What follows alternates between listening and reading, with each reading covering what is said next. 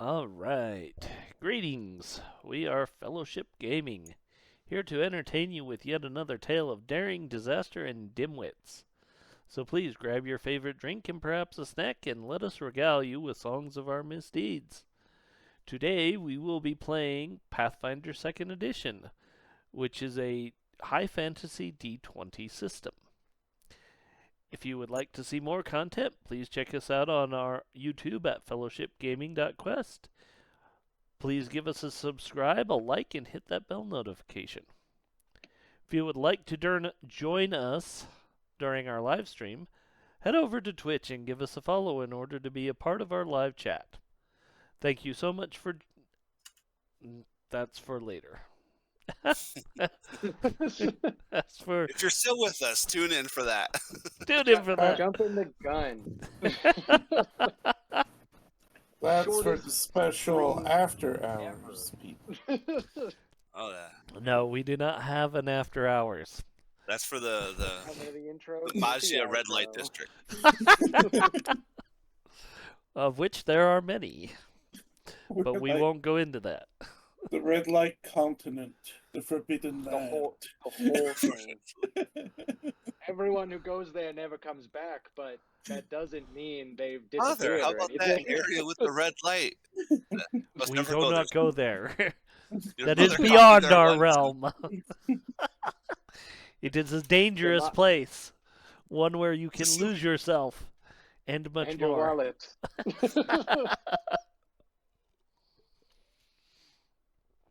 All right. Someone give us a recap. Yes. All right. Welcome back to Majia, everyone.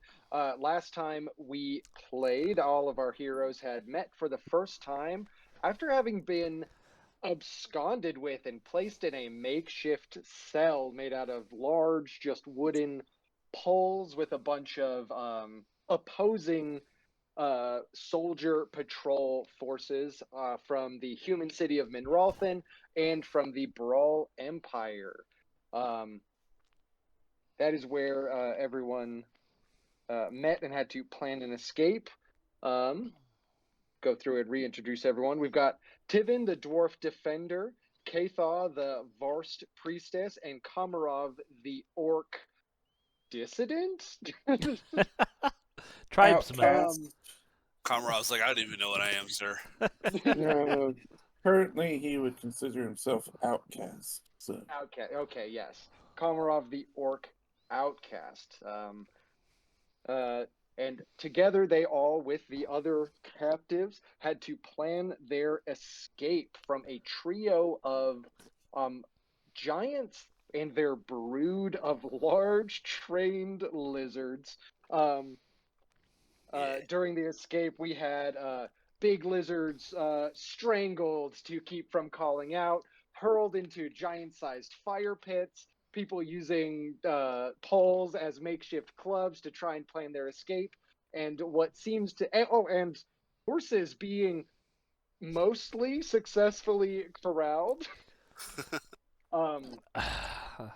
And at what seemed to be the worst possible second during the escape, Tivin on full death's door, like I think you had like 4 hit points, was lifted into the air by one of the hill giants. And during this moment, you had a moment of insight with this giant, healed over scars on his wrists and some kind of writhing under its flesh. Unable to speak the same language, you met eyes, and there was a moment of sort of reconciliation, and you were allowed to go unaccosted as it sort of, like really fell into a sort of depression in this moment. Like, things are bad enough, you guys also might as well get away. Having met back up with some guards that were looking for the missing patrol and the missing heroes here. You all made your way back to Fort Linnea with a severely injured watch captain, Falk Stronkarm. His arm is not as strong as it used to be. You are all given beds for the night with the what's the word I'm looking for? The objective to get back to Minralthan and potentially talk to the Council of Minralthan to see what's going on, because the giants are not common, and there are a lot of people that had been blaming the Brull Empire for a lot of the sort of missing people and stolen supplies from the far eastern edge of Minralthan. And that is where we are now. You are all waking up in the morning, sun's coming up, roosters crooning, and you guys are all in sort of a corner of the Fort Linnea's barracks that you were allowed to sleep in.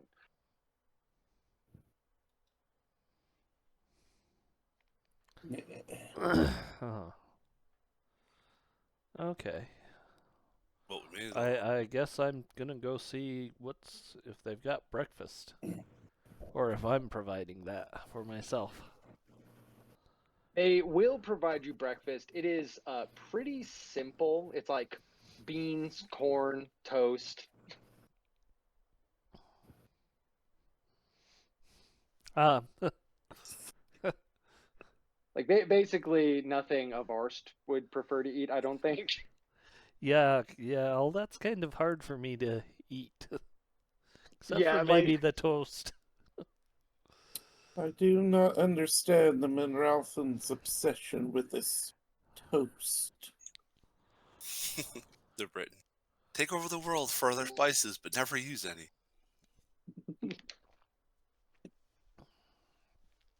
Yeah. I mean, what British cuisine? Beans on Yeah. toast. We Yeah, give there are them. people that have the beans on toast. There are people that have it in a bowl. Yeah, but I mean, it's like, America, what did you give us? Try sausage and biscuits. Get rid of the beans and toast. Come on. Yeah, like the bar. You've set the bar so low. Like rising above it isn't that difficult. Right. Yeah, so as you guys belittle the beans and toast, the guy like cooking for all of the other, like this is a pretty well stocked barracks actually, because you're like right on the edge here.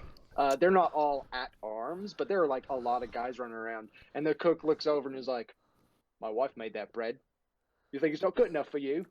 I mean, Timmons, No, like this is You- Do good you pork have and some meat? you should get a second wife. Oh Jesus! Well, that's not the way, is it? That's how orcs live. This guy is like super hungover, just picking a fight with everyone. If you're Just strong give me enough, some meat. I don't care what kind, but meat. He goes back into a large. Make a diplomacy check. Actually, this guy. This guy is This guy's not being happy. Yeah, He this just guy's being throws a really rat at you. unpresentative. You know I'd eat it, right? Yeah, Yeah. I mean, beggars can't be Diplomacy? choosers, and choosers can't be. Well, I'm definitely not being a chooser today. Yeah, you you're like after that. Just you give me- ask for some meat, and while you stumble through trying to explain that Varst can't really eat some of this stuff, and this guy's just like, he's like, everyone that stays in the barracks eats the same. I'm looking at the 8 with my 1 diplomacy going, oh, that's impressive. Yeah, You rolled so high. How'd that fail? like that was a good argument. It was also literal. Like I can't digest this food. I mean, I he will- can digest it. It's hard on me because I can't swallow it easy. Oh, okay, yeah. It's a physiological. Yeah, It's a lizard throat thing. it's a lizard. I don't have the teeth that crush this thing. Oh, I hadn't thought of that as the thing that would get in the way. Well, it's Yeah, they're I small. mean, You just okay. gotta I mean, drink the best something thing with I it. can do is just kind of like crush it up and lick the crumbs out of my hand. He does give you like a spoon. He says you can mash it up with this like everyone else, and he's like spreading smashed beans on his toast, and he's like, I like it, and everyone can tell my wife that I said so. I don't care that you like it. But you are all given nourishment with free of charge. Um, Yeah, I with you mean, she guys, she literally just kind of has to eat the way she eats, and it's like kind of grinds it up into paste and licks it. Because I mean, again, she can't really use a spoon. She's not physiologically adapted to that. yeah, you don't have like lips, right? Not like the way Not our the way lips are like really everyone mobile. else has them. I mean, yeah, her Yeah, speech yeah, is probably really odd because there's letters she can't say. yeah. A lot of Justin, dropped expletives. What's up? I'm gonna go up to the cook just quietly, and I'm gonna tell him that the Vars ate lots of captives with us because we were not given meat. We had twice as many people. Oh, okay. I should not be Uh, laughing at that because I'm getting thrown uh, under the bus. yeah. So this is deception, straight up and down. Yeah. So I'm gonna use uh, outwit on him, so I get a +1 to it. okay, fair enough. Yeah, Oh, there we Oh my wow. go. god. Twice as Yeah. many of us were there. This is all that was left, and the giants killed none of us. None. um, you tell him that K-Thought ate. How many people did you come back with? So it's you three, and then I think three more. 8 sticks people. Well, yeah. Wow. um, and even with this being fairly unbelievable, even if he assumes you're exaggerating, he's looking at K Thought with a lot more like. Go ahead, Komarov, go ahead and make a perception check for insight here. See. This guy is narrowing his eyes. He looks less scared and more like mistrusting, maybe angry. Mhm. Like he has not become more inclined to give Katha meat, Mhm. but now he is watching everything she does. Oh. Narrows his eyes and is stirring his big pot of beans and is like cutting the corn off of the cob. Just eyes glaring down. He's like, "That's good to know, I think." I'd So, like to roll a perception to see if I at least notice this guy Yeah, glaring absolutely. daggers into my back now. Yeah. Make a perception check. Spider senses tingling. Yeah, Not 10's really. not great. You Everything's are fine. so busy mashing your beans so that you can put it on the toast and actually like have something that your teeth will like chew. Um, that you just guys looking at you, but you had a tense moment, so it's not that crazy. Like he's just kind of a downer, Eh, you know. a normal day in the life of a Varst. People don't trust Mm. us because we Yeah, are you're carnivorous. reading. Yeah, you're reading general xenophobia out of this, and not the lies spewed by your little orc friend. Um, Hard to call him a friend after that one. your friend, your orc associate. God. Wow. Yeah, you have a long and physically, for at least one of you, difficult breakfast. Um, uh, you've got your Komarov's. I don't know if Komarov would consider him a friend, but he's sort of like been attached to you since he's the one that pulled you to where you got medical attention in the first place. The Mhm. brawl medic Alexandra, sort of this tall, lanky brawl. He doesn't have like the crazy big mane that some do. He's physically smaller than some of the rest of them, but he is. I mean, I guess two of you were quite short, so he's shorter than Kathov, taller than most humans, but thin. And he's sort of like, so are we meant to go to hello, I'm Alexandra. I don't think I properly introduced myself to you two. He reaches his hand out in the human like tradition of shaking hands to Katha and Tivin. Oh, so society check to see if I know what to do? Yeah, go ahead and make a society check. We're gonna call this one. This one's not super high, but you could still beef it up. You beef it up so hard. What do you do instead of shaking his hand? I just kind of look at him and scoop my plate away. He reaches his hand back like really sheepishly, and he's like, "Alrighty, um, I am sorry if I have offended you in some way. I've not been south enough to have interacted with any Varst myself." Um, he does the same thing to Tivin, but I think Tivin understands the custom normally.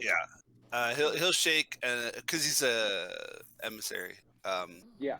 And then he'll return the same likelihood of the dwarven greeting, where like the Roman style, hand across the chest, and see if the human will return the same sentiment.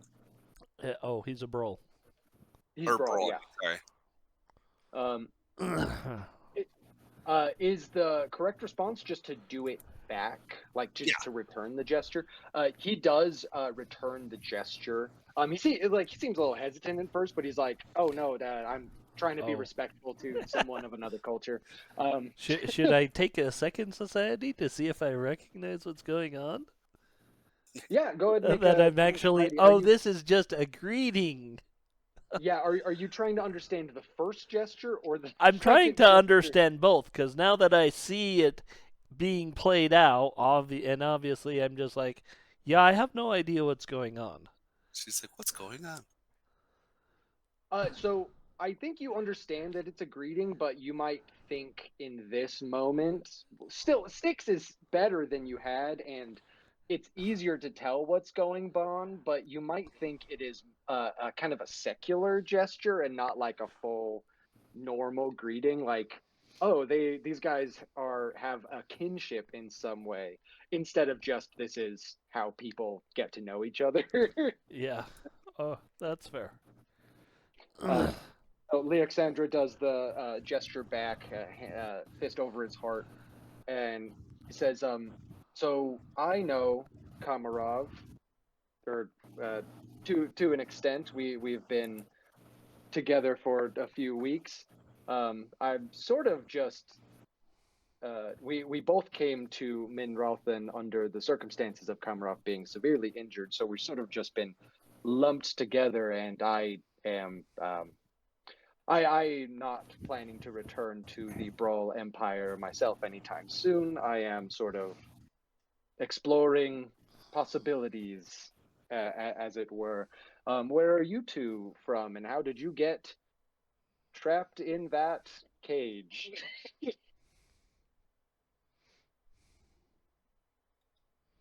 Well, I'm Tim Stonechild. I don't know if you got our name in the original greeting or dossier, but I'm a sort of an exchange student of the Drunon, and I believe we were captured. Like, memory's a little foggy because of the giant spears being hurled at us before going unconscious. But yeah, I think we were just victims of circumstance, so to speak.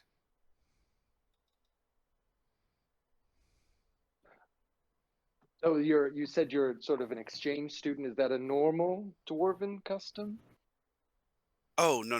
This is one of the first students that with my brain can't remember the name of the Minralthan college. Something innovator or something like that, or innovation. So there's the College of Ingenuity, which is which is the one you would be concerned with because of its focus on like machinery and structure and stuff. And then you Yeah. also have the College of Magisters, which is your standard sort of magical college, a lot older, but they both are very prominent. Yeah. So I'll go on to explain the situation. I'm technically an exchange student, not really, but also a little bit. Yeah, you explained the dwarven custom of like getting to know people and having allies is everywhere you can.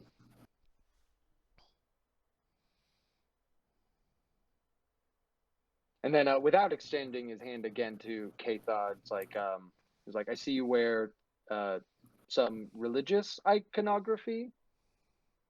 Oh, We lose Fred. Apparently. He was here for a second. Oh, we could have popped him in. It's all good. Anyway, she kind of stands and apologies. I did not realize that is a custom of greeting here. She places her hands together in kind of a prayer-like form and gives a slight nod and says, "I am Katha. I have traveled from Restrov and to, well, more or less spread healing and the divine blessing of my goddess to those in need." And we were in need. And Tippin slaps her across the shoulder softly. She kind of looks at him like, my people are not frequent with physical contact. Oh, my apologies. My people are. We call it shoulder to shoulder for a reason. I see. Often we fight alone, we often fight alone. Generally, we need to distinguish ourselves among my people. Not that we will not work together when it is necessary, but each of us strives to have a name for ourselves that we may be recorded in the scrolls of the elders. I respect that.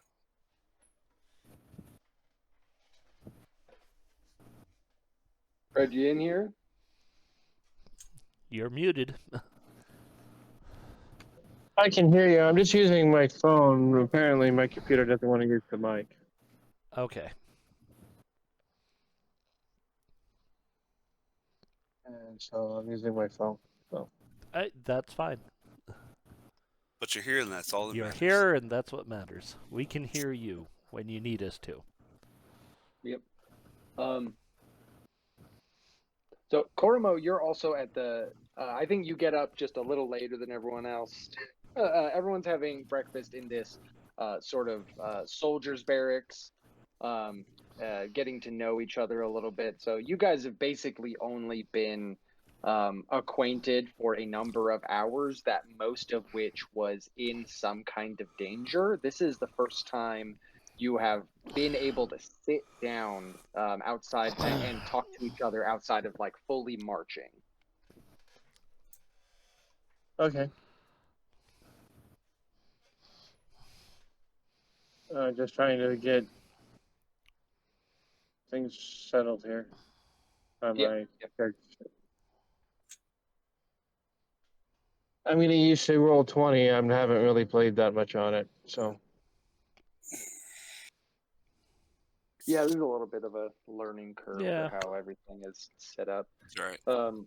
I did get your character uploaded, so. You'll notice I went through and added a bunch of stuff to you for you.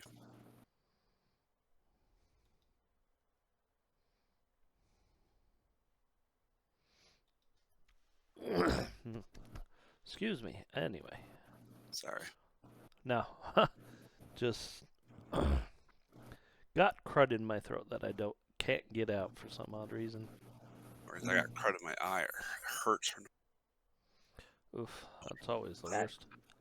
That sucks.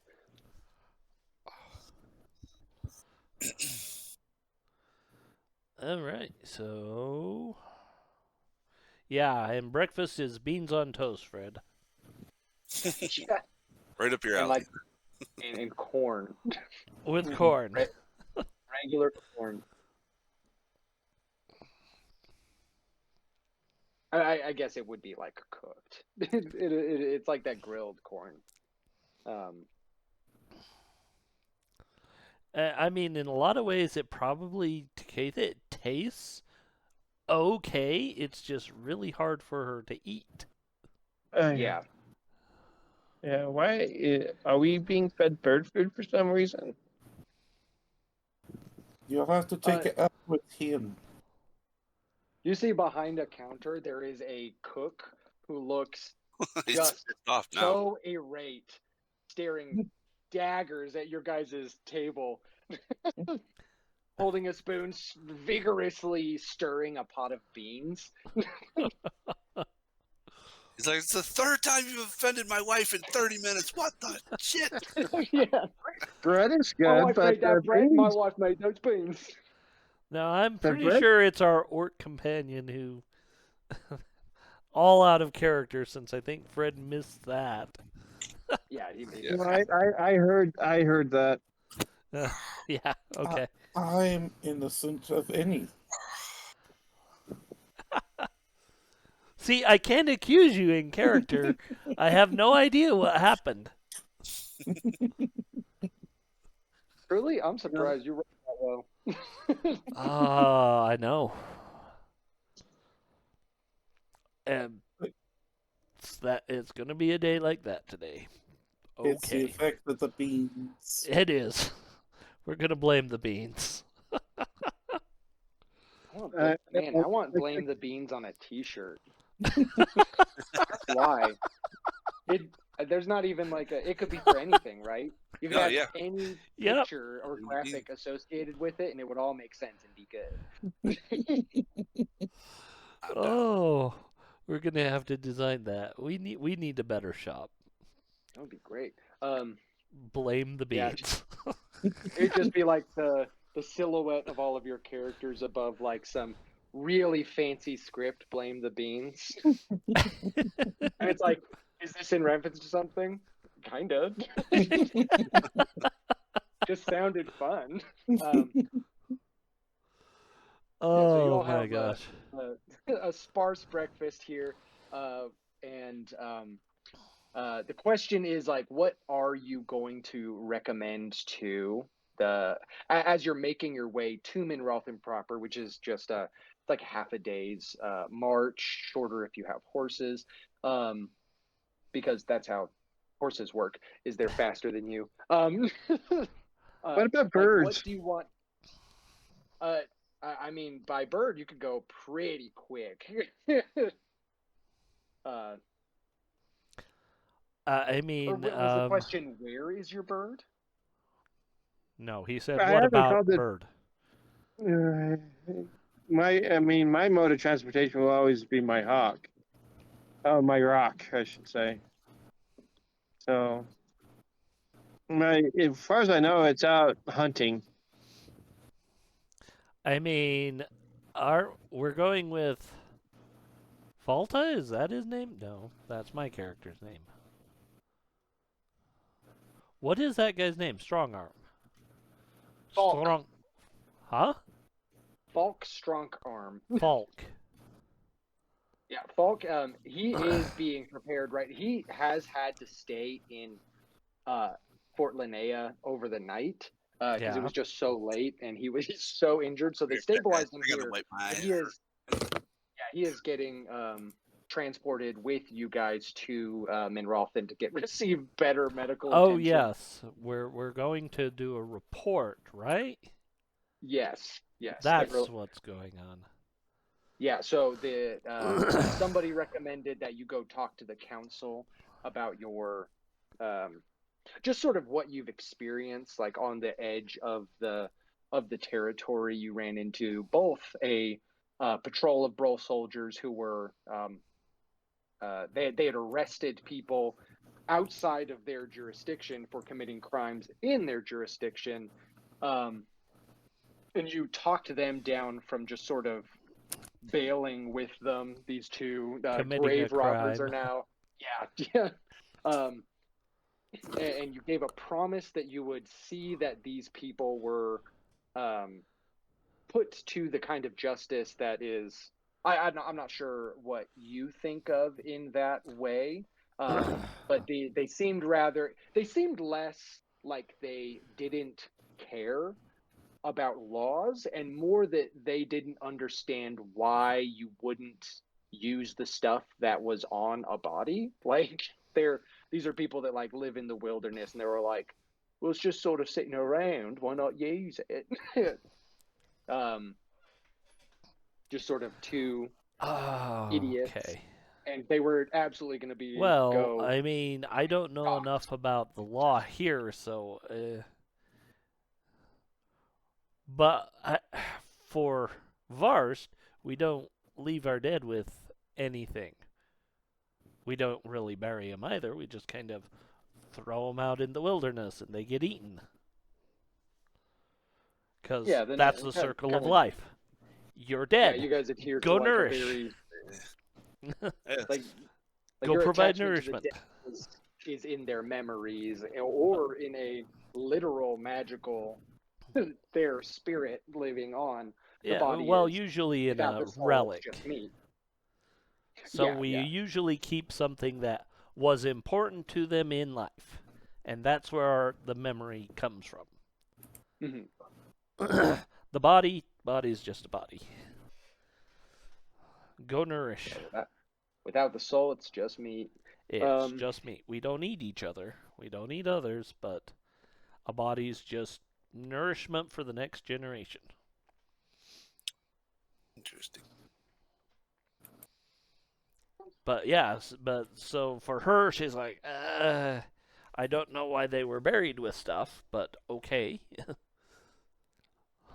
If it's wrong, it's wrong. Well, we bear with stuff. And she's like, yeah, I understand. My customs are not your customs. And I'm trying to learn customs.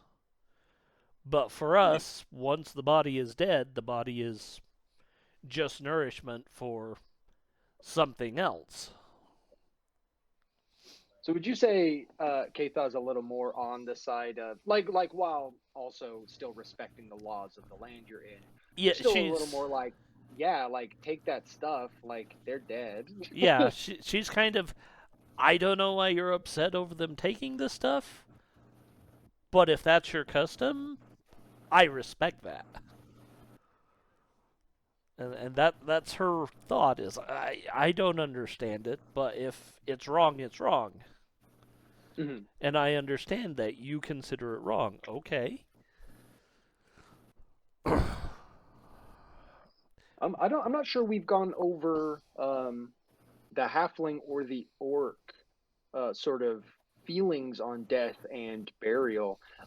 Would Kamarov and Koromo have any ideas on this or any opinions on this? It doesn't need to be spoken out loud, just like whatever their thoughts are on the topic. I don't think we've delved into that very much.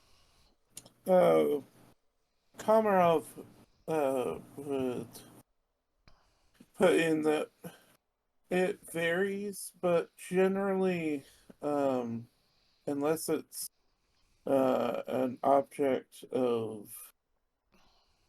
great importance, there's no reason to leave them with the dead, but they do bury their dead.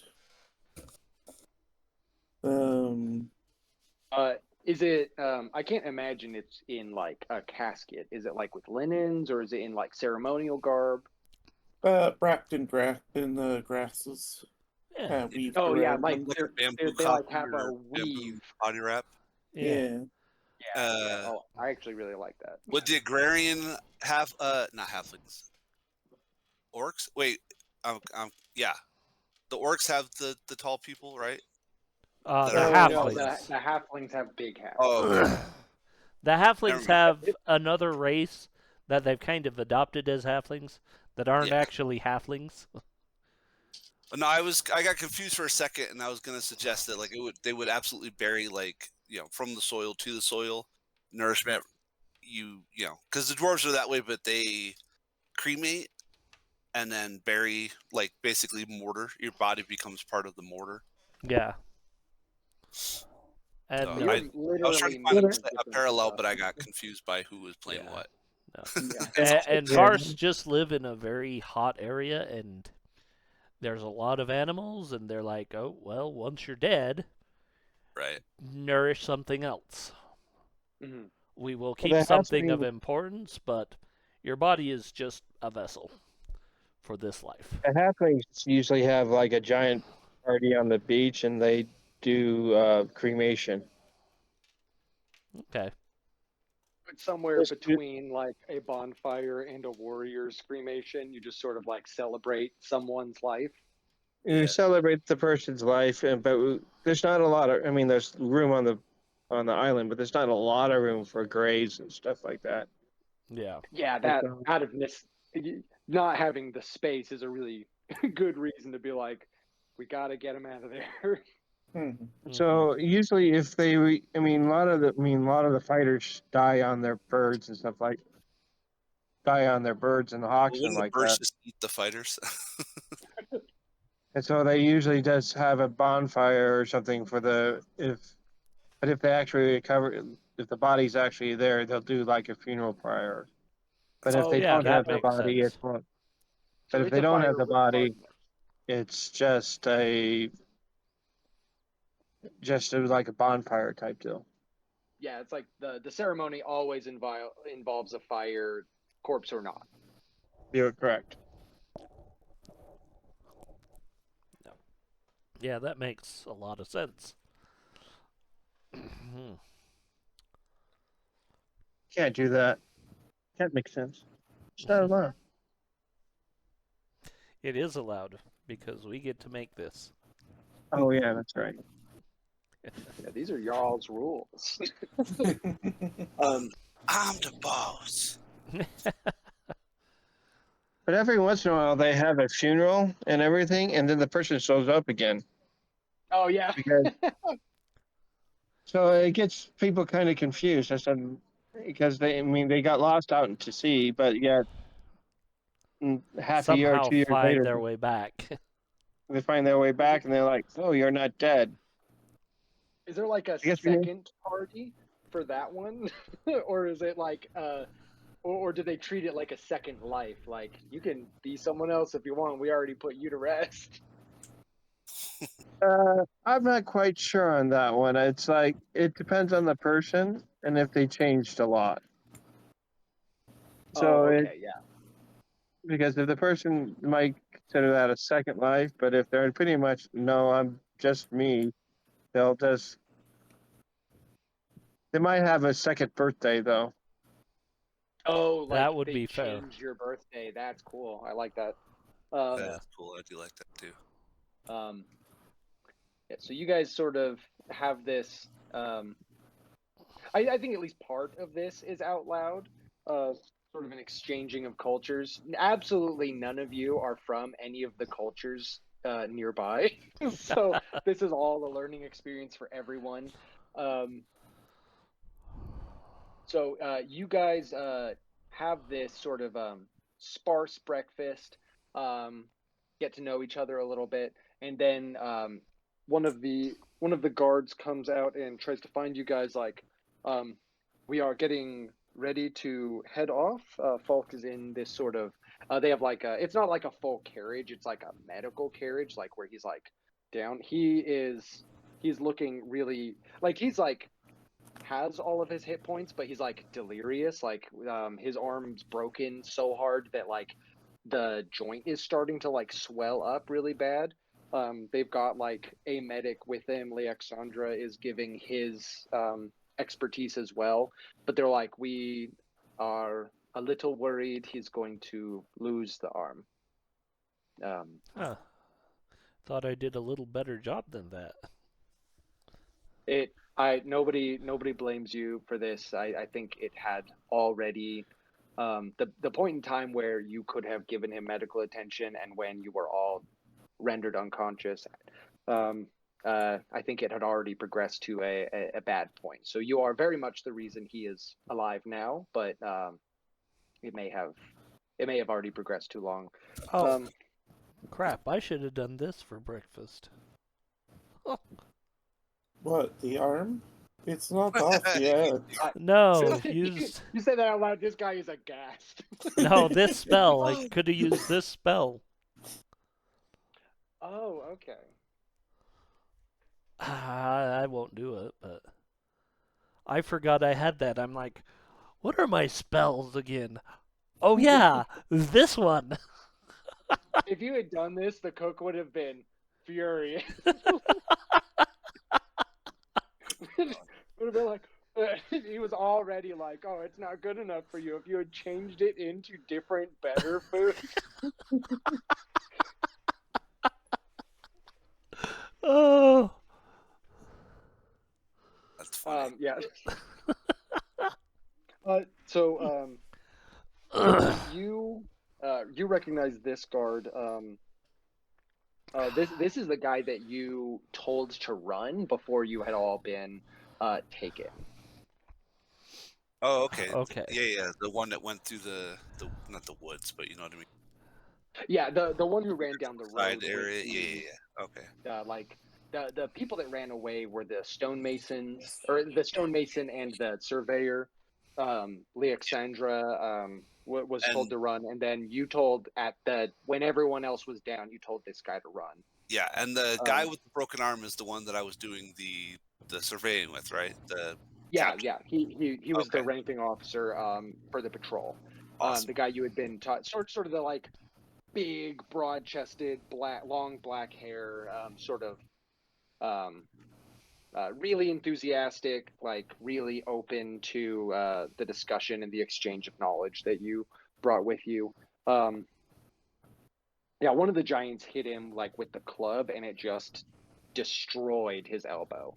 Right. Nice. But this guy's name is Willem, and when he comes to talk to you, he sort of like bows really low. He says, I can't imagine. I feel so much guilt in having left you all to go through that. And anything you need, I'm here for you. Sir Tippin. Well, I told you to get safe, and here you are safe. You did your duty, my son. My friend. No, I wouldn't say son. My Yeah. Dwarven word for comrade. I haven't come up with one yet. Yeah. Dwarven word for comrade. Yeah. Sort of a title there, and he's like, I will. I'm here for anything you need. I cannot say that I would have handled it as well as you all did. It sounds like from what the other soldiers have said, it was harrowing and chaotic. It was all those things and then some. Yeah. So you guys all sort of most of these guys are like, there is a horse pulling the cart, but all of these guys are mostly on foot.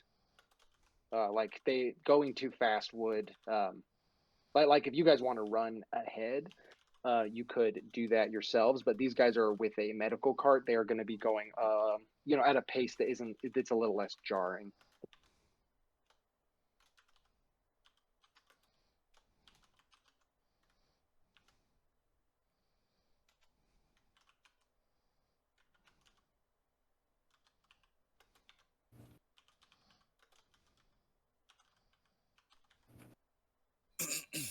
As you guys make your way, So while you guys are going to Minralthan, it's going to be most of the day, a number of hours. You'll get there a little after noon. Leoxandra will turn to Katha, Tivin, and everyone and say, "So, what do you want the council to do about the giants? Like, I've never heard of giants in the area at all myself.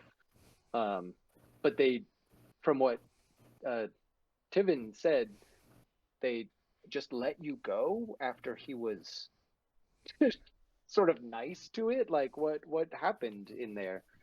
Uh, I No, would definitely say we still escaped, but it seems like that one kind of let us escape after whatever happened with Tivin.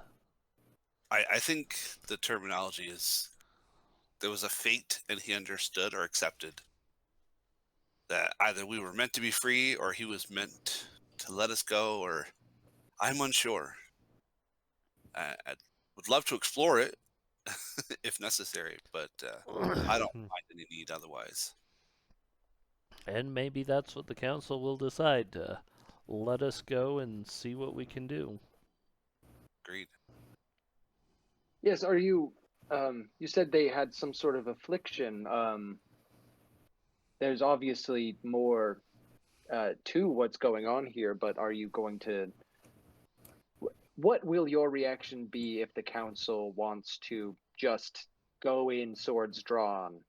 Is sort of what I'm wondering. Just I wasn't there. I wasn't certain about that, but it seemed like they sure are dangerous. They will need bigger swords. Yes. They will need longer swords. Yeah, I'm sure they'll figure out a way. Because enough swords seem to be in our favor. We were able to take one down, but you were there for that. Super impressive, by the way. That's so crazy. They're big. They're so big. I Hmm. I I had to run. I'm not that guy. I've never looked at a giant from a physiological standpoint. I would be interested. Even a corpse can tell us something about them. Agreed.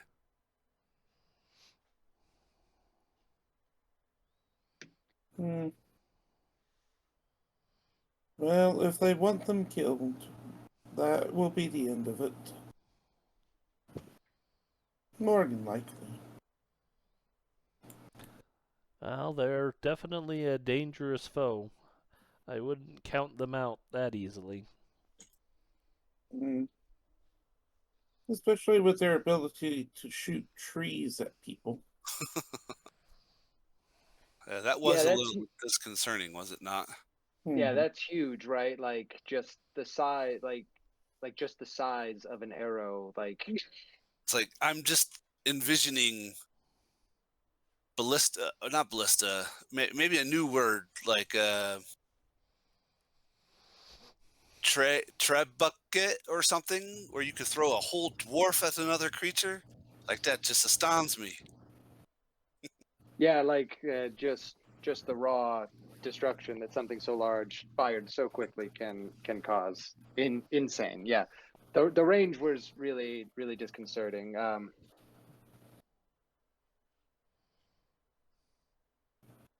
It is curious that they wanted this group alive.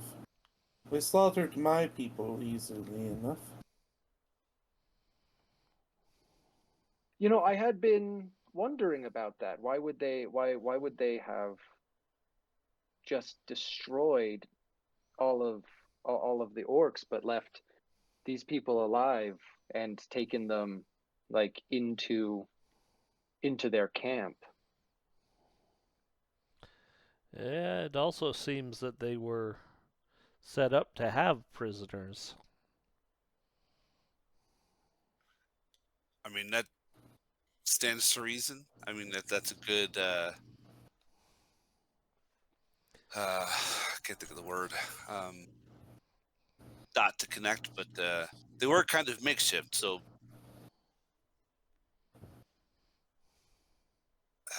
Did anybody hear any of them giving commands during the combat? Like I thought the one with the bow was giving commands. the one like that to we the felt? other giants. Yeah. It did seem so one of the so two people died of taking like I recall two people that were a brawl soldier and a human soldier having died from just taking so much non-lethal damage I couldn't justify them just going down. Yeah. So and it seemed upset that they died. Right. Well, I thought at the beginning of combat it gave orders, and we kind of Yes, no, they inferred were that. communicating with each other. Yeah. Yeah. And it seemed like the one with the bow was the one telling the others what it wanted. But that's all I know. I couldn't understand what it was saying. But it seemed to be the leader in this case. All right. There's a lot of questions that we're just not going to be able to answer without a lot more information. Well, one of the things we should do then is garner more information. Well, That's for now, we have to talk let's to the council about. Yeah. tell the council what we know, and maybe they'll give us leave to investigate further. And is that something that we would like to do together? Investigate this further? I'm up for it. Well then, Keitha. Glad to make your acquaintance. Seems like this Whatever might they be want to a. pay me to do, I'll do. Say that again? So whatever they want to pay me to do, I'll do.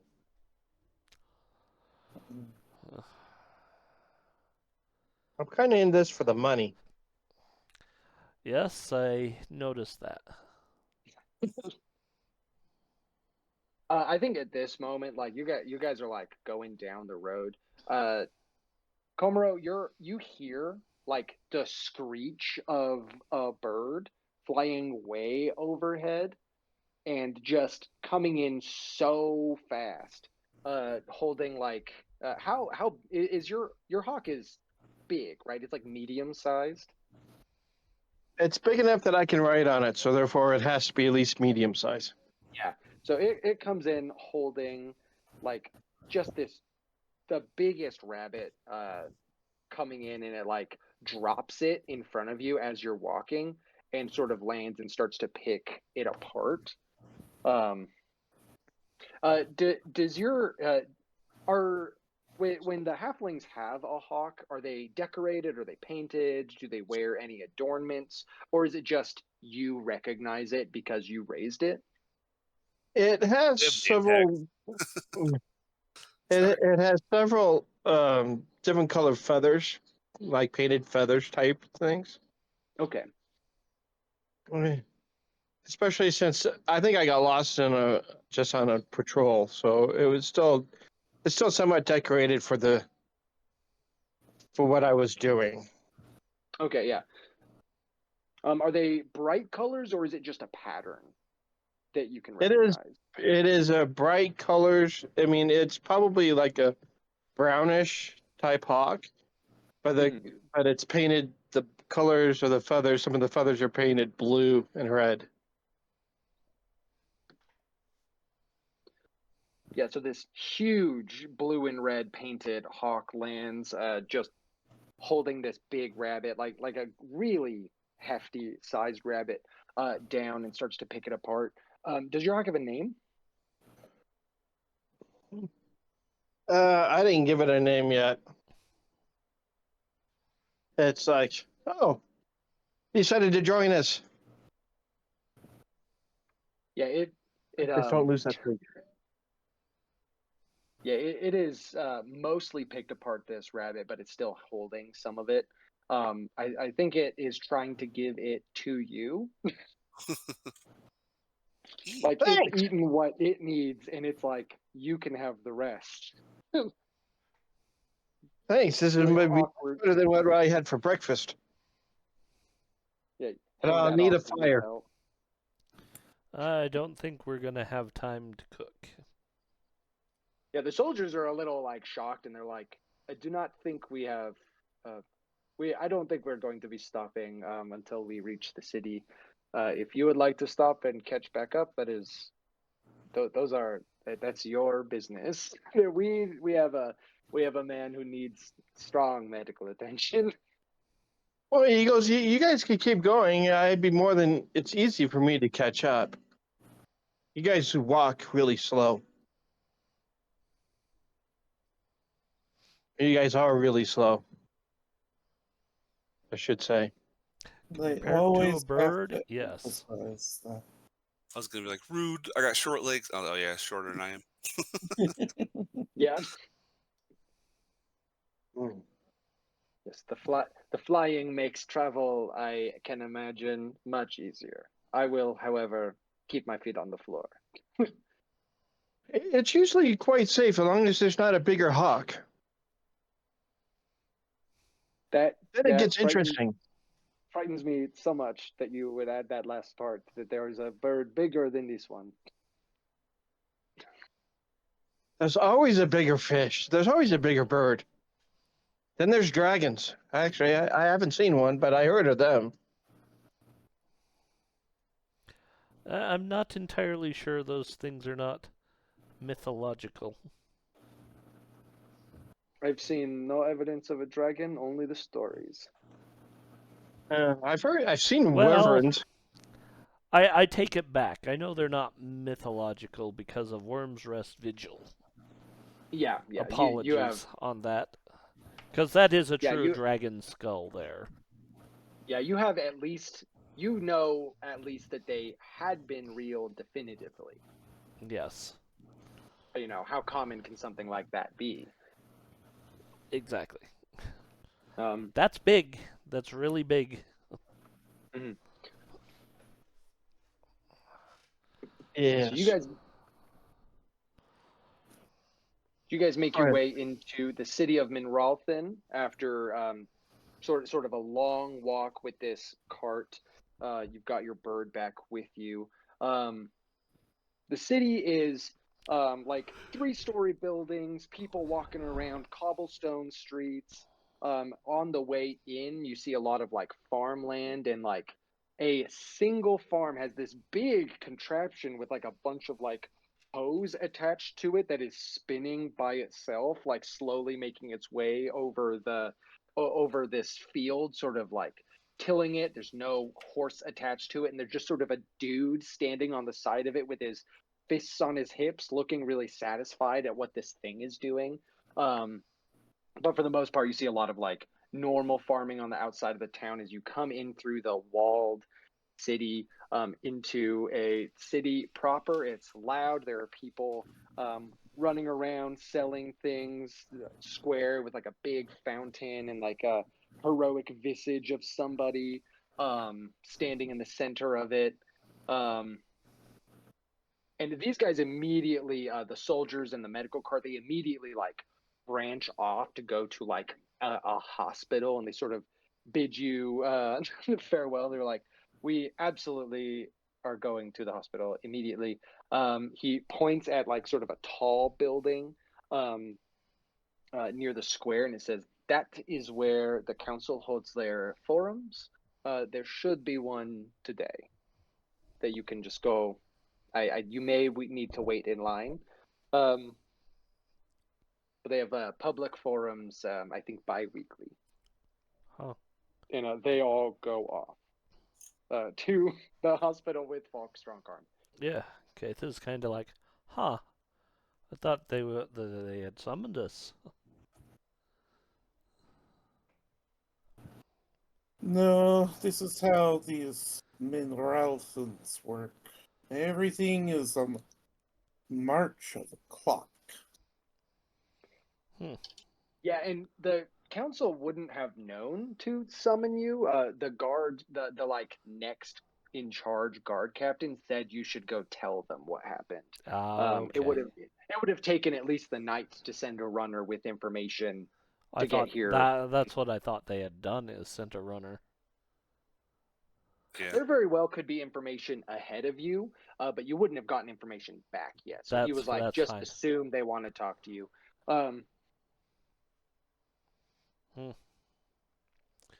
The priests of our cities tend to try and keep abreast of the goings on. But I suppose divine magic works better than runners.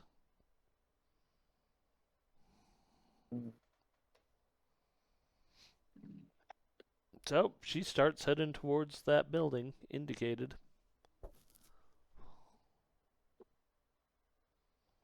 All right.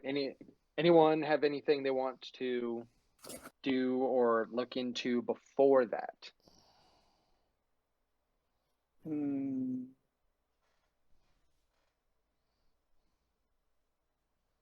Let's see. I might want to find a place to put my hawk. I don't know how well giant hawks are received in cities. You're definitely getting a lot of looks, but it's not like a jaguar. It's not like it's just the biggest version of what is otherwise like a notable bird around here. Everyone's like, holy crap. That's a big bird. Yeah, but like as long as it's chill, like everyone is just normally staring. So you feel comfortable that you could like just set it on a building and have it like just hang out. Okay. I'll probably tell it to go to not the tallest building, because that's probably like a wizard's tower or something. Yeah, But a totally. tall mercantile type building, and say, "Don't Yeah. bother the people." Yeah, there are definitely some taller buildings. You can absolutely tell which buildings are like the colleges. The College of Magisters is absolutely like a wizard's tower, and the College of Ingenuity is not quite as tall, but it's a little wider, and it has like they both have like full campuses. They're on opposite sides of the town, but you can see both of them from the square you're in. But otherwise, like there are like some pretty tall shops, and like nicer housing where people will like live on a whole floor of it nearby, and it could perch up on one of those. I just don't want it to go land on the wizard tower, and the wizard goes, "Oh, a new familiar." Yeah, it hangs out a little closer by. Or something. Because I mean, the claws are really. I mean, the claws of these things are really powerful. I don't need it breaking a roof off either. Yeah. Yep. So it finds somewhere nearby to perch up so that it can see where you're going. And you guys go into the sort of city hall with the domed top, the two tiers. You walk in and you go through like a desk. There are people outside of the double doors that lead into where they're actually holding this forum. You introduce yourselves to the sort of, there's a woman at a desk being like checking people in, making sure everything's good. She sees just the wildest people she's ever seen. No humans. I guess she would have seen halflings before, but it's still not that common. She recognizes specifically the Varst in the armor with the stone club, and she was like, "Oh, it's wood." Wood. Oh no, you're working up to the stone wood. Yeah, and it's still wood. Yeah. She sends you in. They're already conducting some discussions. You see that there's like a public podium seating on the left and right of the doors, and then like the council themselves are like above on a higher tier at their own like sort of desks, looking down at everything as people are addressing them about concerns about the community.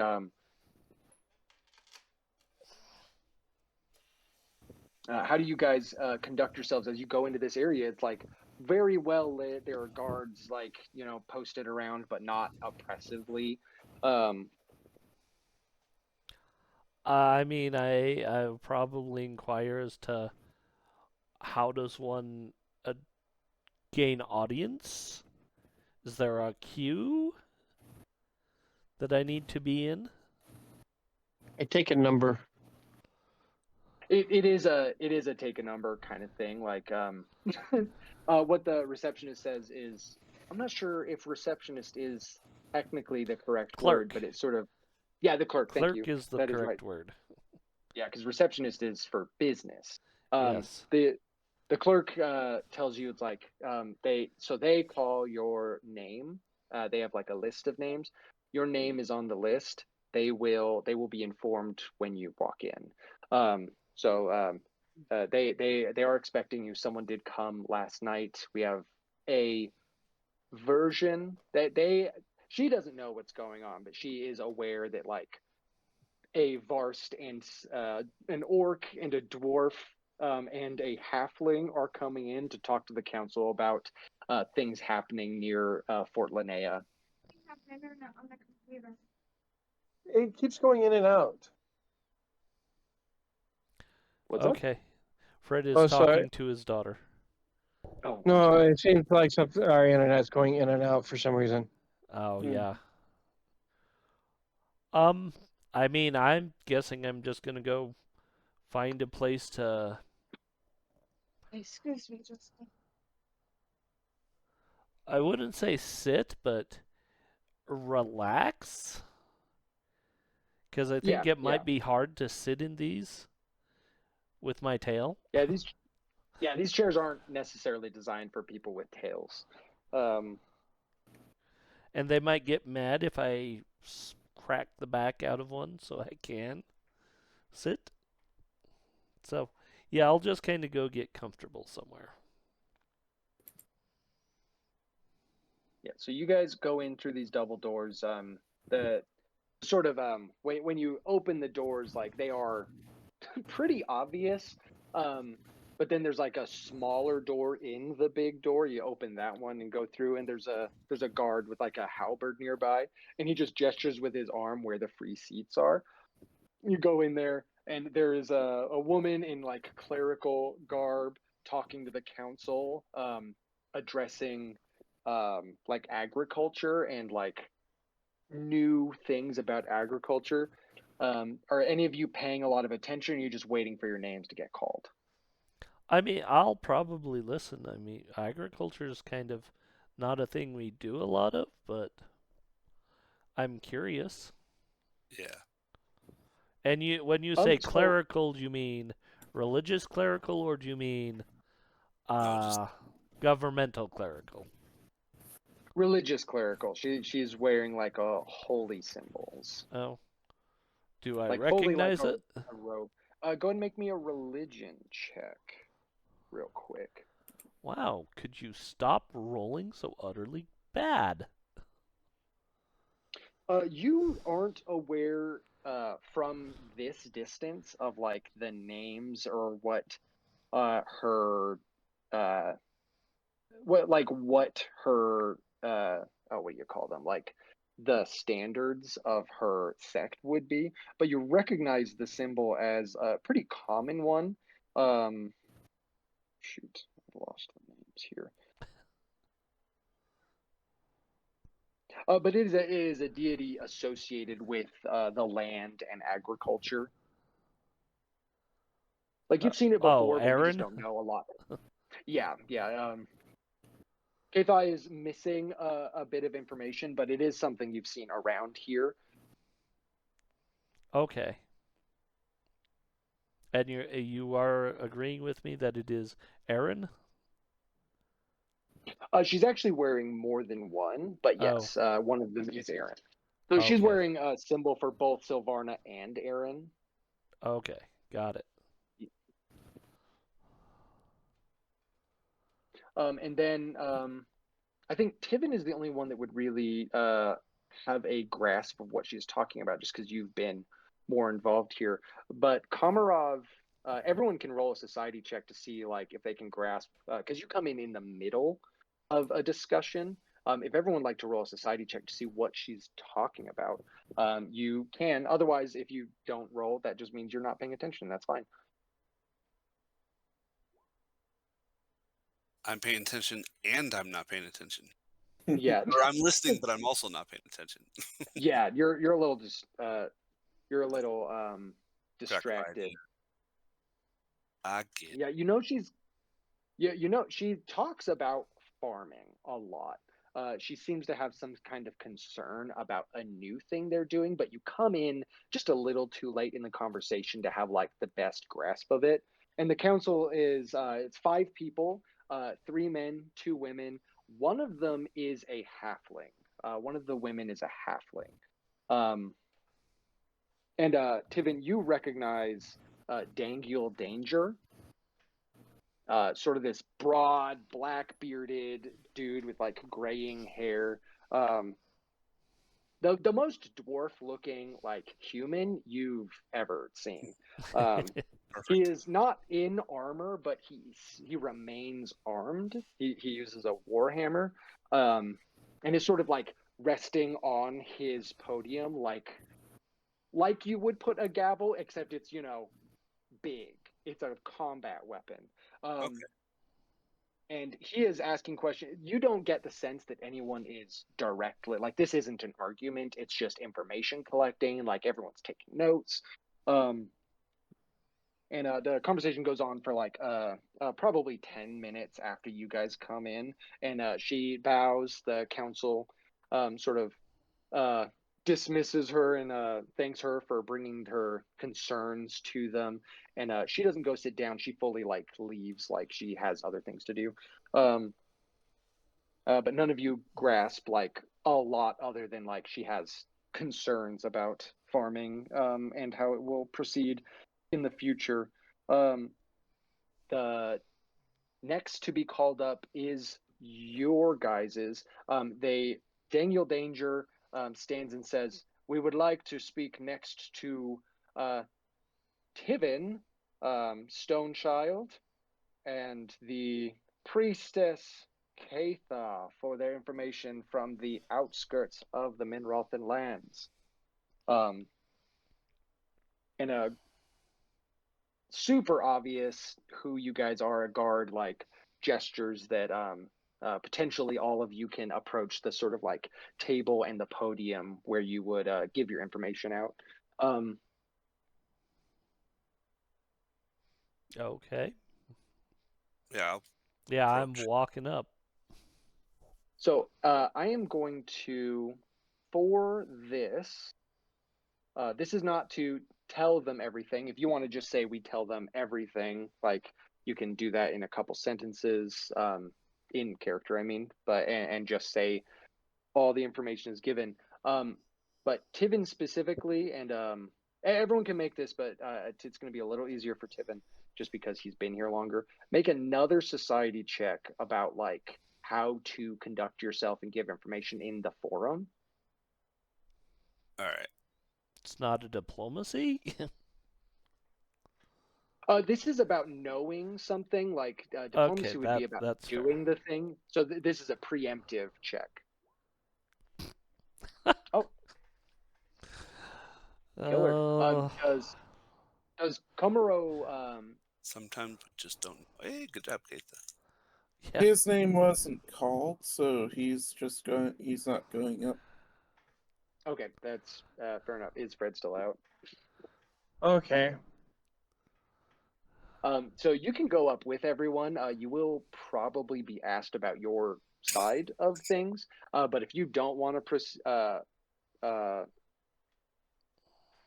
take part in the forum, you don't have to in character.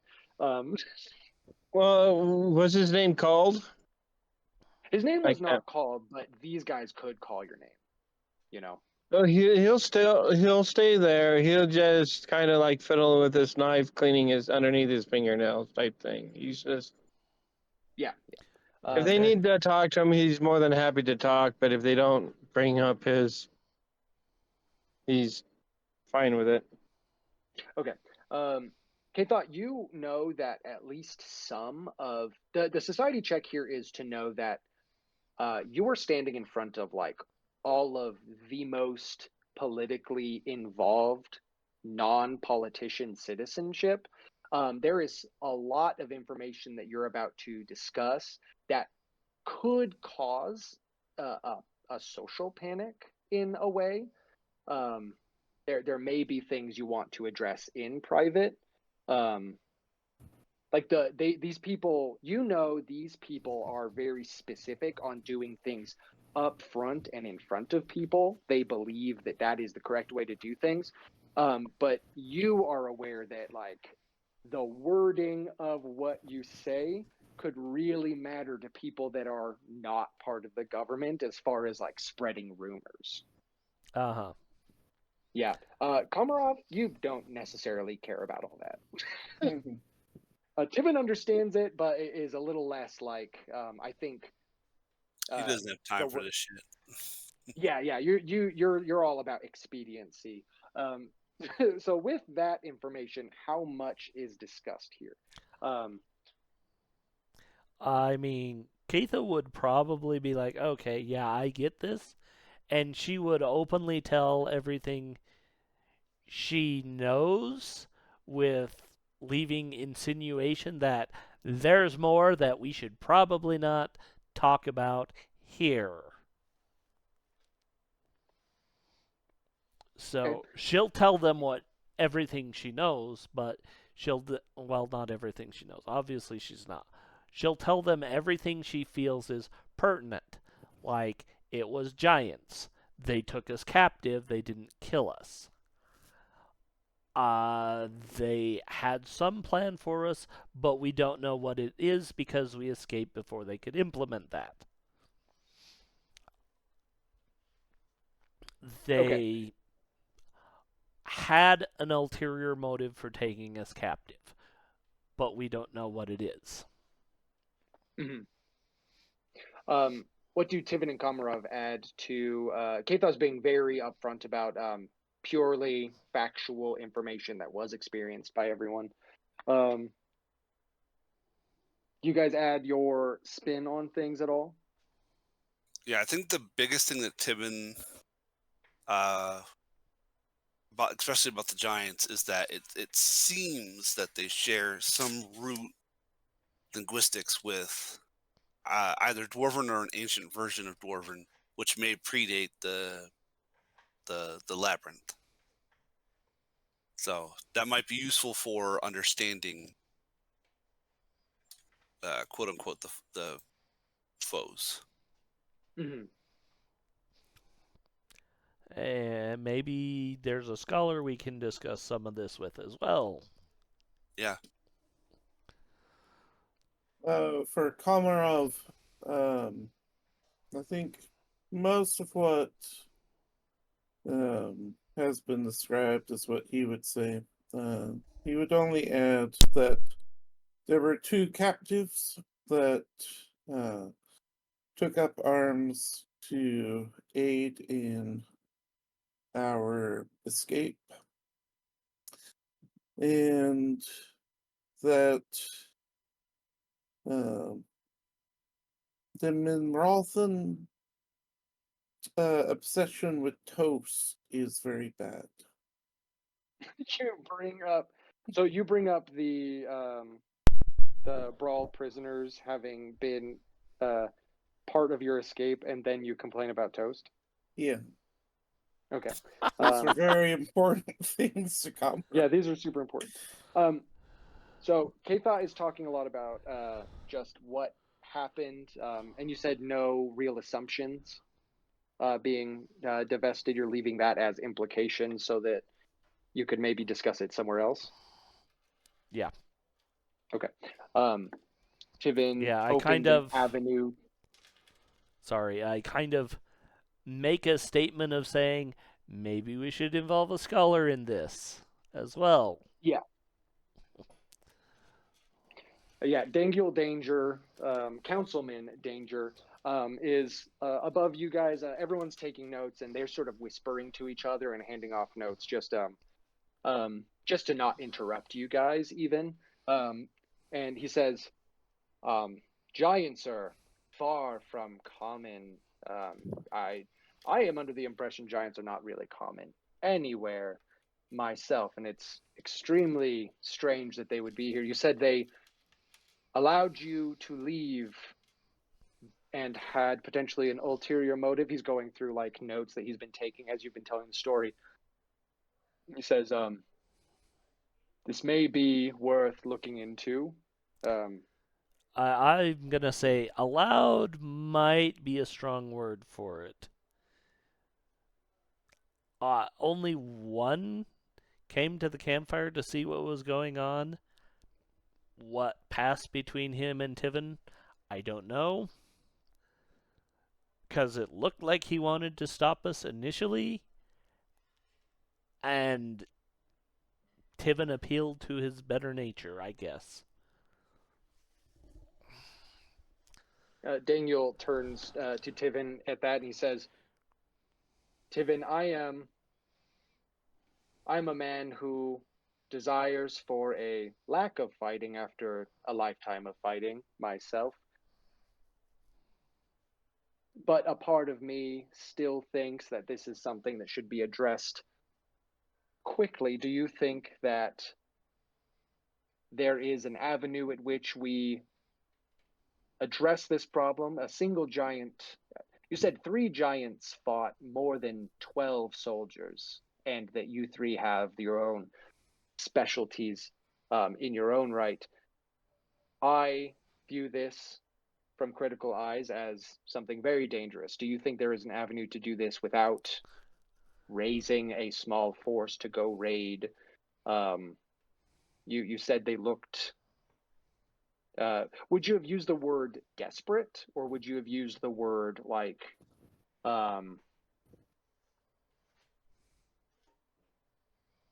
Like how would you characterize your moment with the giant? He wants to know what your recommendation on like how do we address this. My first instinct is sand swords, pitchforks, you know.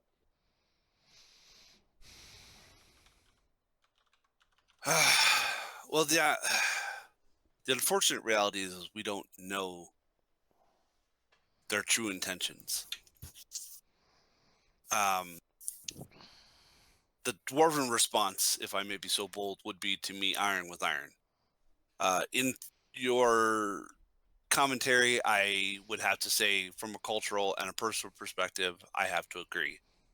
With that having been said, and he would urge to try to remember the person who's speaking's like actual title to address them, in a formal manner. And if I rolled poorly or if I thought that he couldn't, he would just come up with whatever dwarven word means the equivalent of what he intends, and then hope he doesn't get caught.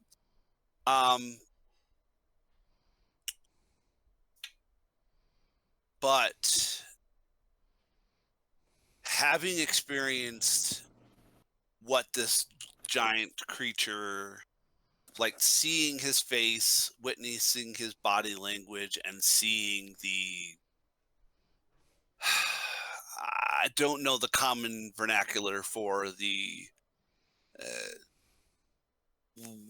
withering beneath the skin or something, which I don't know if it's a pre-existing condition or if it's some form of magical compulsion or a disease or a curse, or I don't know. And I don't like not knowing. I cannot speak for anybody else here, and I certainly cannot speak for the remainder of the council. But I agree that an apropos response would be to meet iron with iron, to meet, blockade the foundation, as it were. But I cannot express enough that I dislike not knowing specifics. And that's really all I have to say on the subject. Everyone nods, and another one of the council members stands up, and sort of a thin human man, older than Dangiel is, and he says, So if a lack of knowledge, he hesitates in his addressing of Cathod just from unfamiliarity. Says the Varst priestess mentioned a potentially having someone. You said that you could communicate them in very rudimentary forms. There may be some kind of historian that has a better grasp of this and a better knowledge of giants.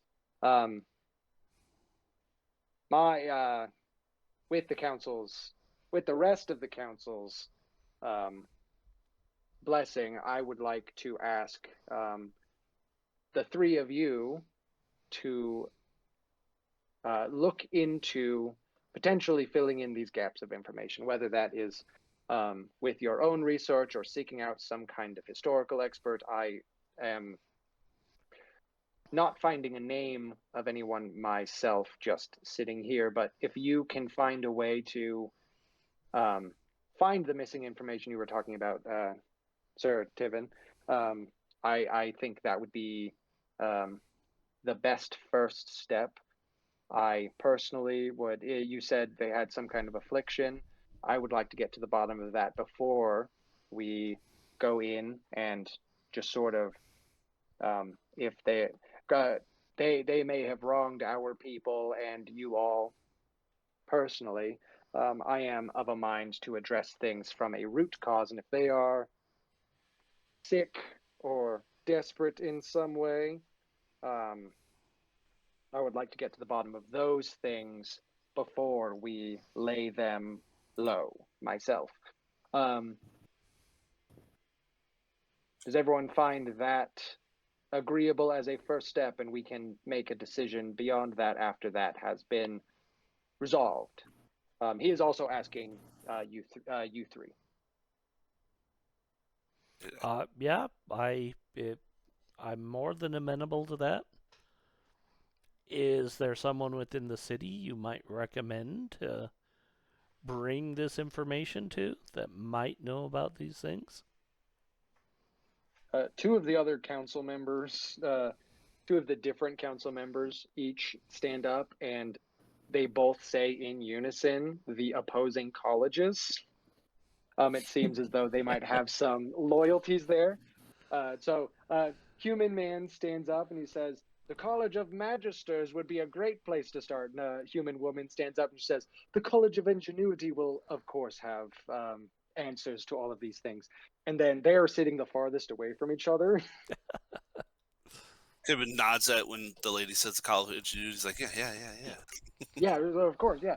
I think Katha's looking at the one that says College of Magisters going, yeah, that sounds... I'd Yeah. probably try there first.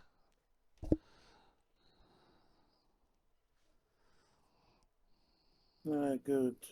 Who knows what experiments the ingenuities would do? Are you saying that to the room? Mostly to Katha. Kind of softer. Like, Okay. I think my bird landed on the College of Ingenuity. I think we ought to go take a look there. That would be a long way from here. It's just making the rounds. Apparently. Because this is a big city. I don't think the College of Ingenuity... Well, maybe it would be within... No, it probably would be. Governmental I think it's district. a little more... Yeah, it's a little on the edge of the district. Definitely the College of Magisters is farther away. But I do think they're both like kind of a jaunt from here. Yeah. Yeah, like one has a more secure line of like needing real materials while the other one is farther away because, what if something bad happens? Yeah. So Dangul stands up and is sort of like, then we leave to you and your party, and we would like to thank you for giving your time over to the city. You will be compensated for your work in this endeavor. Whatever you come back with as your recommendation, we will support you in what you choose. Thank you for your time. One question. Where do I Okay, get to go to get paid? yeah, you were promised payment from the guard to go seek these people out. Sort of looking at you, and he says, the guards barracks has petty cash to pay people for their time. You can address someone. He tells you to go talk to the clerk outside. She will ensure that you get your payment by the end of the day. Next matter. And he moves on to the next thing, dismisses you guys to go either sit down or leave the room. The next name he calls is Marion Strongarm. Does everyone leave? Actually, I do. no, because I'm like, huh, wasn't that the name of the guard captain? So, yeah, I'm gonna see what she has to say. Does anyone else stay, or does everyone like sort of like meander off? I'll No, probably head straight to the clerk office. Yeah, I don't want to get. Komaro heads out immediately. What does Komarov and Tivin do? Tivenstein. Tivin staying? Komarov is going to find Alexandra. The puppet show in the main square should be starting soon, and he is eager to see the next episode. Okay, yeah. But you stand up with Alexandra, and he's like, "We've missed so many. We were gone for several days. Someone's gonna have to catch us up." He's also really excited about it. Yeah, you guys go off into the square to have like a different day than everyone else. Komuro, you're going to. They ask you like a lot of questions that you just don't have like good answers for. You don't remember the name of the guy that hired you, or rather, you know what? Let's make this a society check for Komuro. Just like they ask you a lot of questions that you know this will eventually get resolved, but like the check marks they have for like, okay, who hired you? What's your Who's the name? guard captain? You say they've Falk got is the guard captain. He didn't yeah, hire Falk. you. My understanding of it was the captain or the sergeant. The sergeant probably, not the captain. The captain was with us. Yeah, He was yeah, captured. yeah. It's the sergeant or something like that, if I remember correctly. But do you want me to roll? You said society. Yes. Oh yeah, roll society to see if you can remember who all of these names are. Otherwise, you just have to. Yeah, you just have to kind of stand here until Tivin and like you leave, expecting everyone to come behind you because your shit is done. They will know the name of the guy that hired you, so you just kind of have to stand there awkwardly for like 15 minutes. You go over there, you get like most of the paperwork filled out. You fill your name in, like I was hired to do X. Here's a description of what we did, and then it's like now the name of the guy who hired you is really important because we need to talk to him too. And you're like drawing a blank, and you're like, the people I came with are right in there. They'll be right out, I swear. And they're like, take a seat. You have to hang Literally out. What's getting your the name? old lady What's your vibes name? from Atlantis. Yeah, Yeah. yeah. Yeah, the woman in charge of like the radios. Yeah. Yeah. Yeah, just that old. She's like actively chewing like a tobacco leaf, like really old school. She So has a spittoon by her. yeah, she has a spittoon. It's disgusting. Oh So my gosh. Marion Strongarm stands up and comes over, and her concerns are she received word. I received word earlier in the morning, just as the people who were just speaking about what happened to my son, and um, I think that we need to address the brawl coming through the line into Minralthan lands, breaking what has been a years long truce for seemingly no strong reason. I think it needs to be met out swiftly, and I think it needs to be met out with a show of force and strength. They may not have been the ones who injured my son, but circumstances not withstanding, they have been the ones to break a truce. And she continues to talk at length.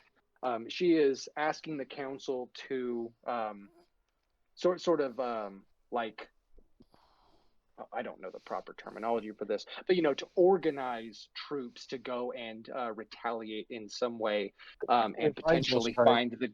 find the guards that. I'm sorry, what?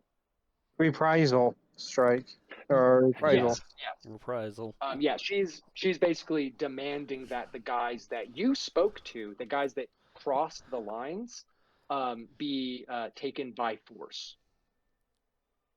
And this also happened while you guys were talking. A lot of murmuring from the people seated here. These two sets of tiered bleachers are full of mostly well-dressed people. There are a few people in work clothes, but you get the idea that they're not here to listen. They were here to talk and have either finished talking or are waiting their turn. People with more mundane concerns.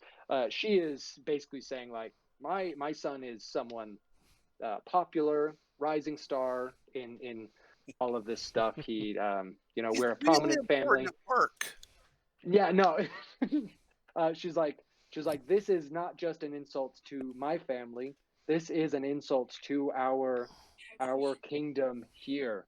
They letting them know that they can cross this line lets them know that we won't retaliate if they do more. We need to be seen as strong in this moment. A lot of people murmuring, and you've got a lot of people sitting nearby that are like, we don't want to start anything big, and other people being like, well, if we don't do this, it could be the start of something big. The council asks her a few questions that she just straight up doesn't have the answer to. She's speaking from a place of Emotion. Yeah. She's speaking from an emotional place, but she's obviously well-spoken and done this for other things as well. And it ends with Daniel Danger saying, we will take your concerns in consideration. We understand where you're coming from, but we will need more time to choose on this matter. Thank you for your time, Mrs. Strongarm. And then they call the next name, not a name you recognize. Dude in a dirty shirt who looks like he does labor, like daily labor, stands up and is discussing workplace conditions in a specific business. And she leaves through a different door than you guys did. She has a back way. All right. So, if everyone's amenable, that's a good spot for a quick break. Yes. Ooh, sounds awesome. So, let's take a quick break. Be back in 10 minutes. And we're back with more Pathfinder 2nd Edition Majia. All right, so you guys exit the council chamber. Komarov, you and Leoxandra are watching this awesome shadow puppet show. They do an episode every couple of days. It's super dramatic. Outside in the square, with what not no adults certainly, but mostly it's children. There are other adults there. But You mean the halfling didn't stop us first? No, that's just where Komarov is. You guys, he's been out there for an hour. Yeah. You guys come out after having watched Marion Strongarm advocate for scrambling troops and retaliating against the Brawl Empire for basically breaking maybe not the most official truce, but it's been a while since there have been any big aggressions associated with a named individual. You guys spoke to the guys that she's talking about. They came in to Minralthan lands, and instead of going through the proper channels and all that stuff. So you guys walk out, and Komuro is sitting there with a sheet of paper I don't remember this guy's name. The last thing he needs to fill in. No, Tivin, it was Willem that hired Komuro. He was the one that ran back to town. Oh. Okay, I couldn't remember his name. Yeah, you fill in his name. Tivin helps you fill in his name. He's like the sergeant. He was the ranking officer in the moment. You put in the request, and they do. They say, okay, by the end of the day, we'll we'll find you, or you can come back in, and we'll have your payment ready. But I Oh, am not. What's up? I said he's just thinking. I wonder how much I'm getting paid. I never did specify an amount. Yeah, there's no amount specified. They have no information on that. They're like, she's like, I'm gonna have to figure that out by looking at the petty cash. I don't think you're So getting you, a whole lot. yeah, That's what I'm you, thinking too. I didn't get paid enough. Well, you haven't yeah, even so been you guys paid exit. yet. Yeah. Is that is true. Yeah, you guys exit the city hall. Where are you running off to now? I think we're arguing over who we want to talk to. Mm, Okay, I'll be right back. already. Well, they might be arguing off. I'm heading off. I'm just gonna start heading towards the where my bird is, because I think he flew over to the one of the second tallest tower. Because the tallest tower, I told him, is always wizard. So they go to the second Yeah. tallest tower.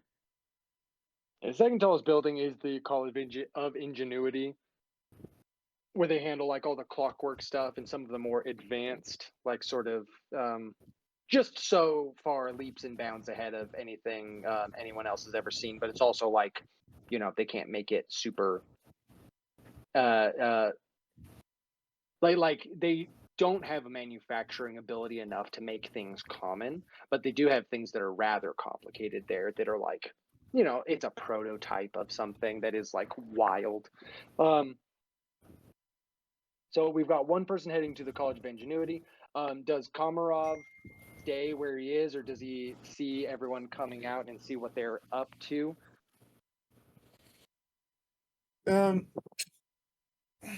He's having a moment, and goes, after the after the show ends, he'll just kind of wander around with the Alexandra, and he's just like, I'm not sure what we should be doing.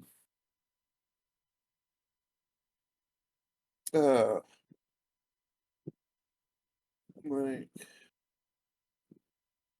this business with the Giants seems like they're all going to take care of it. And I don't know.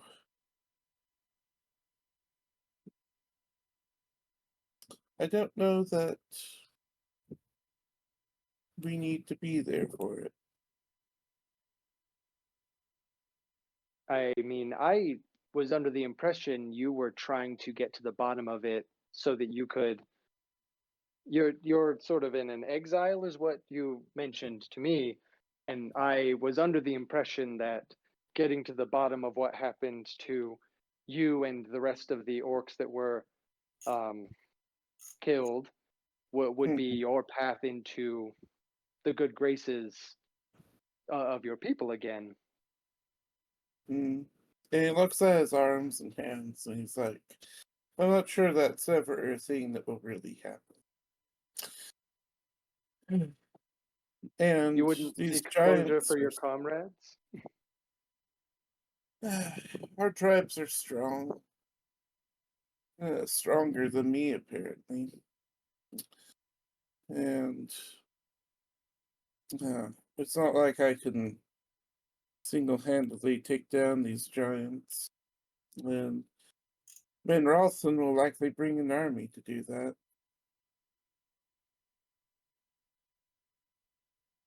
And as for these others, Katha, Tivin, well,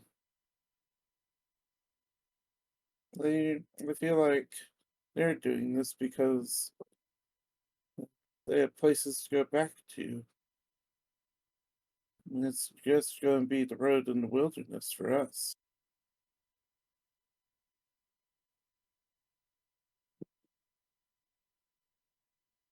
He's sort of like looking into like I imagine you guys have sat down in like a bench somewhere, and he's sort of Mhm. looking into like all of these people walking around and like dude at a cart selling like tubular meats in some way.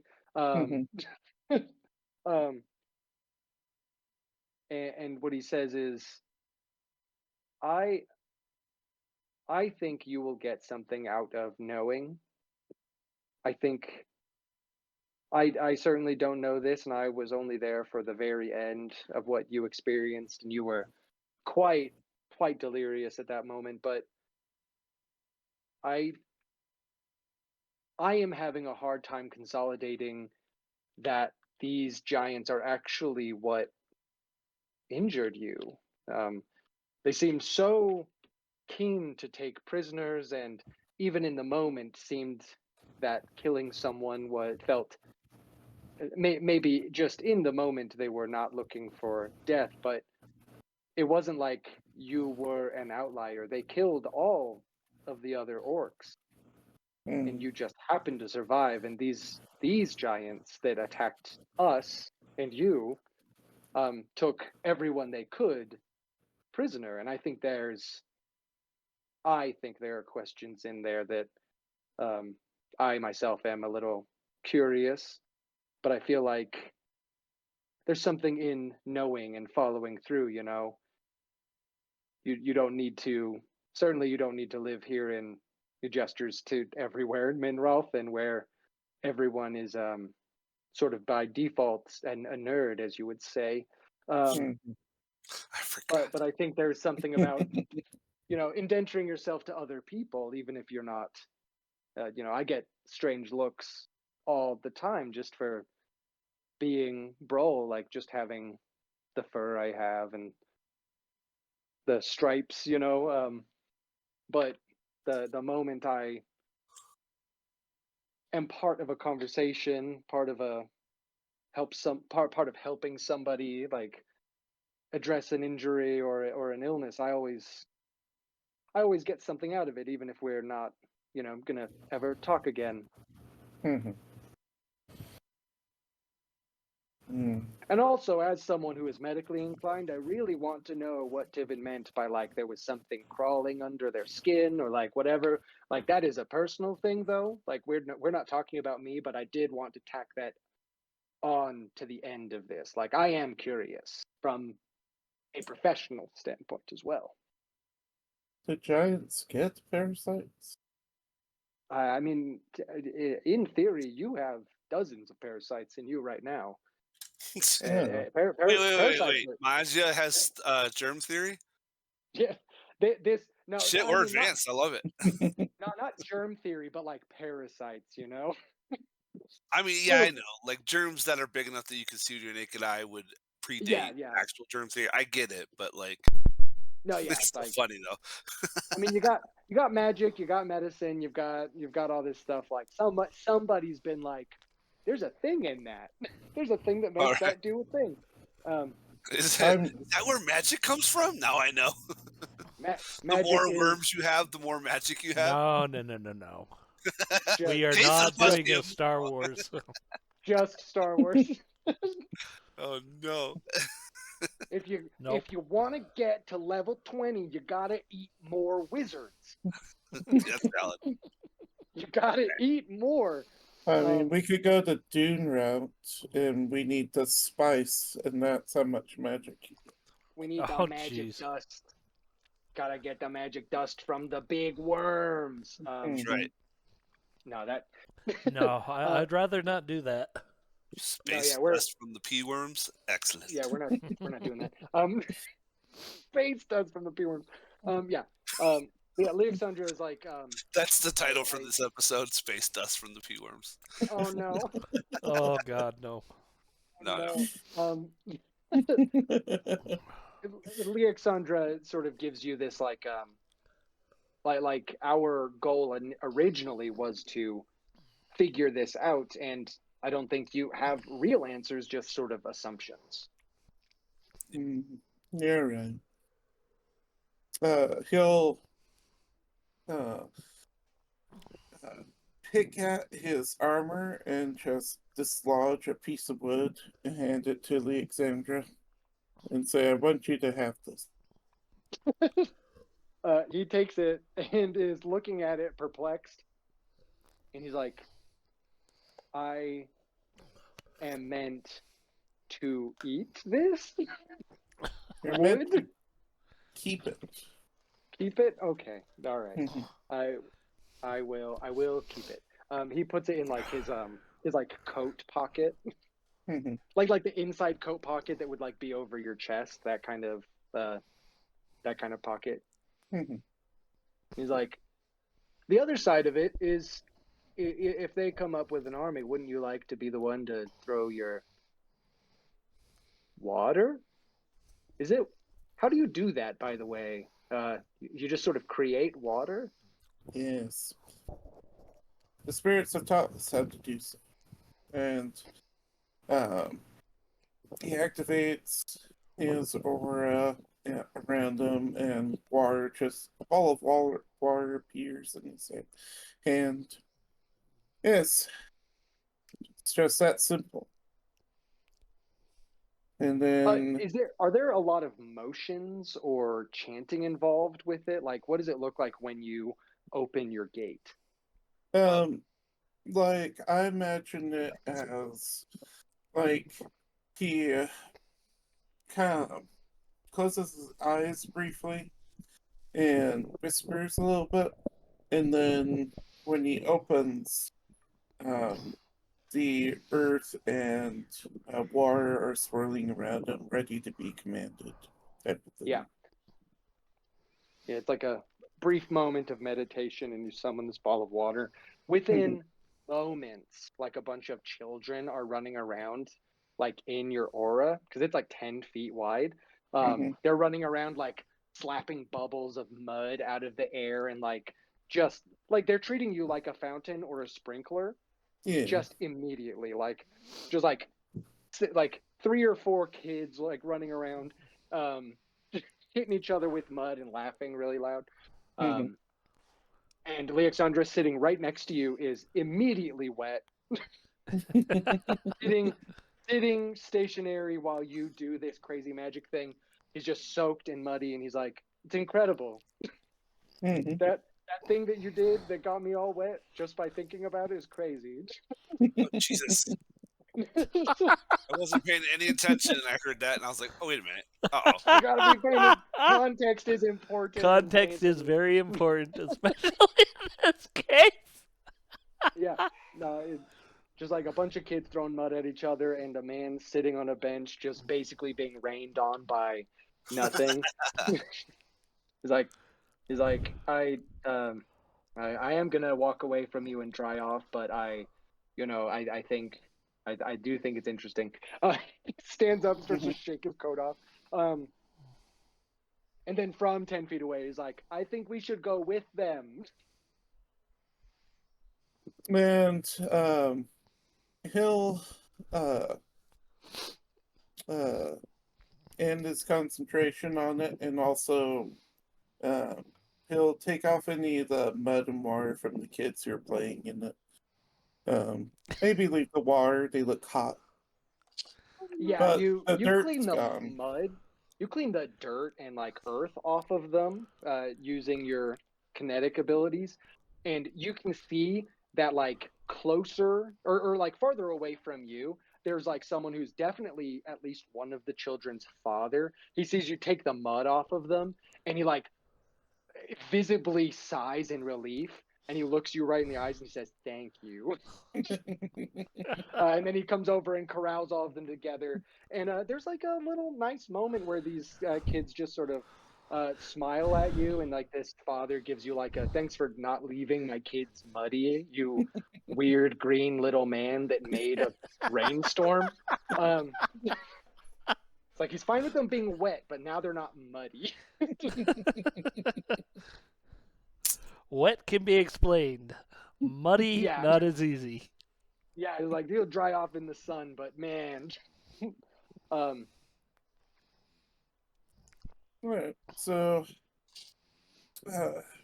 Komarov will say, alright, let's go find this Kathan, Tivin, and let's get to the College of Magisters. Okay, so you start to walk off in the opposite direction of Komaro. The people that were actively together were Tivin, Katha, and Komaro. Komaro is going to where his bird is, which is on top of the College of Ingenuity. Katha was curious about going to the College of Magisters themselves, and I believe Tivin had an interest in going to the College of Ingenuity as well. Do you guys argue about it, or do you just split up? I mean, we're not that beholden to each other yet. Yeah, we probably just split up. Divide and conquer. Yeah. Like, Yeah. oh, we got shit to do. All right, let's get it done. Then. Yeah. Yeah, Komaro and Tivin go off it's like northeast from the square here, and then in the opposite direction is the College of Magisters, which is where Katha and Komarov go. So we'll start with Tivin. So how do you and Komaro think you would approach are you like? Well, I'm gonna take him to my dorm or wherever it is I'm staying. Yeah. So you have a better lay of the land than some of these other guys, definitely. Yeah, so I imagine when Kamaro was like, "Hey, I'm interested in going to the College of Ingenuity," I was like, "Oh, I could tell you, like, I could show you where do you want to go? I have the syllabus, so to speak." Yeah. At least that was my Yeah, intent. you walk into this huge building. It's very square. Everything is a little rigid. Like there's awesome carvings and like arches and stuff, but the building itself is like big and square. Like the hallways themselves are like really nicely decorated, but the outside is pretty utilitarian. Like they need big open spaces where you can move tables around for building all of these things and testing out all of these inventions. Having like a Very mechanical dwarven leg. mentality. Yeah, just like kicking around, and someone's like, "How do you turn it off?" And it's like pogo sticking away from them. They're like, "We need that." And then another student who looks a little younger is like, "It kicked me so hard." And they're like very gingerly trying to corral this like kicking prosthetic leg that isn't attached to anyone, as it like you guys walk in and it's just sort of kicking away. You open the door and it leaves, and they're like, "No, don't let it out!" They run after it. It's like, oh, it must be Wednesday. Yeah, Whatever. yeah, it's Wednesday. Wednesday is test day for all of the new stuff. So how do you approach this area? Well, first, I'm interested in what Komarov is seeking. You're not with Comrades. You're with That's what I meant. Sorry. Korumo. I'm so sorry. Karuma, the bird guy, right? Because his bird is Yes. on top. Yes. Yes. Yeah, well, he probably knows the lay of the land about as well as I do. Unless it's the first time. Oh no, it was just the first time they've been here, right? Yeah, it's the Yeah, first time we've been in. Not in Real Big City, but it's the first time we've been here. All right. Well, then I'll just try to find the. Ouch. I assume it's on the roof or whatever, and we'll just try to find the closest. Not ladder, but like roof access. I don't know the terminology. Yeah, you go up like a series of stairs, going around like students running around. A lot of people with like gear and stuff. Not an insignificant amount of magic is going on, but a lot more of it involves like tools and metallurgy, get up to the roof, and there is an old man with like goggles and a bald head and like a burnt patchy beard staring right into the eyes of your hawk as it is like caught another rabbit and is eating it, and it looks like it's like got the wings spread like, no, this is my rabbit. And this guy's just sort of like, what are you even doing up here? Where did you get that? Like, this guy just found it interesting that there was a bird up here. I was surprised he found a rabbit. I thought he would pick up a flying pigeon or something. Yeah, no, it's another rabbit. Not as big as the last one, but I go, where did you find that rabbit? I didn't think anybody had a rabbit. Oh, did you find a hutch? it responds with a shriek. Make a perception check. I actually have talked with animals, if I remember correctly. I have to look at my picture. One of my things is, hey, I can actually talk to it. Just a second. My daughter has commandeered my computer for a second. Oh no. Okay. So Komuro is met with a screech from an animal, who is faced off with this sort of like alchemist-looking dude. What does Tivin do? Is the alchemist-looking dude wearing any identifying patches or badges or anything that might say that they're a teacher, faculty, a student, or what like brand of engineering they would be falling through with? Yeah, go ahead and make a perception check real quick. See if you can figure out like if there's a pattern to what he's got going on. What did you want me to roll? Also a perception check, but you're looking at the bird. Perception check.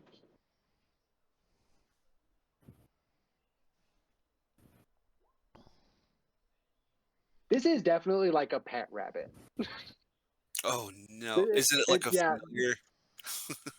You like don't one of the you students' don't pets? you don't know if it was a familiar, but it's definitely like a rabbit not bred. Like it's too fluffy to be white. a wild rabbit. Yeah. It's like very white, very pale. This is like a bred rabbit. Like it could have been like from a hutch, but this is not like a meat rabbit, and it's also not a wild rabbit. Oops. Tivin, you do get the sense that this guy would be a professor, sort of an older dude, like graying beard, that lots of burn damage on his face. Like, oh, sure. Very, very classical goggles, bald head, patchy beard, leather apron, like blackened fingers, thick calluses. Okay. And he is but he's wearing not like a forge master. He's more like a quote unquote artificer style. So I probably don't know him personally, but I recognize that he is a faculty member, and I can approach him as such. Like his apron has the symbol of the school on it. Okay. Working on anything today, Professor?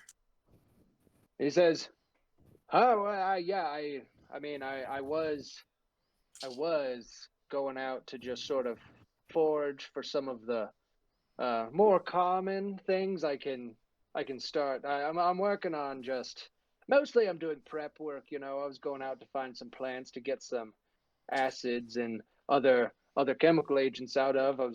You start the process early, and then you can work on stuff a little more thoroughly later. But then I saw up here perched a hawk, and it's so big. It's like the size of me." He turns around and looks at you. His goggles are like the darkened kind that you can weld through. Yeah. It goes. That's because it's not a hawk, Professor. You look at the plumage; it's actually a rock. Unless it is a hawk, and I'm just wrong, and you're using the stat for something. But no, I'm using the stats for a rock. So. But it is just a hawk. A rock. It's a hawk. Yeah. It is a hawk. Oh, is it a hawk? It's supposed to be a hawk. I thought that's how they got their name, hawk. The stats that I was using was for a rock. Because that's what we have. But the bird itself is actually a hawk. Yeah, it's a giant hawk. Okay. It's a dire hawk, yeah. Effectively. Yeah, it's effectively a dire hawk. Then I Yeah. take back what I said. There you go. Hey, Yeah. It belongs to my friend here. And then I introduce. It's like I'm not familiar with this professor, but professor, this is it's his bird, and then I'll. well, it's not really my bird. It's more like it's decided to hang out with me. Hmm. Well, that's good. Yeah, the professor turns to you guys and is discussing. Is sort of like fascinated by the idea and like, so you're you're a halfling. Oh, wonderful.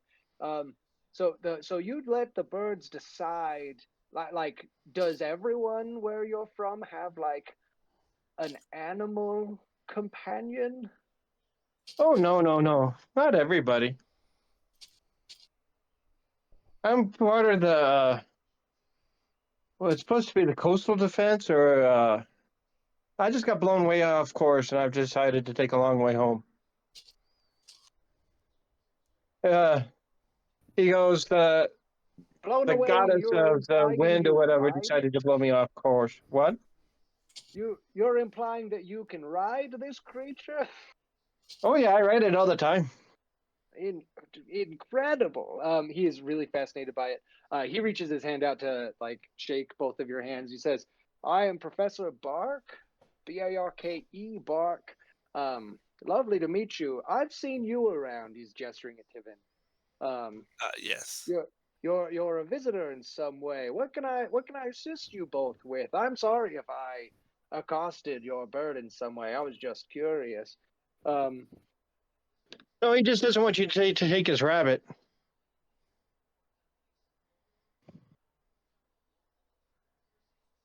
Just Oh, doesn't. I would never dream of it. That does look like it belongs to someone, though. Did.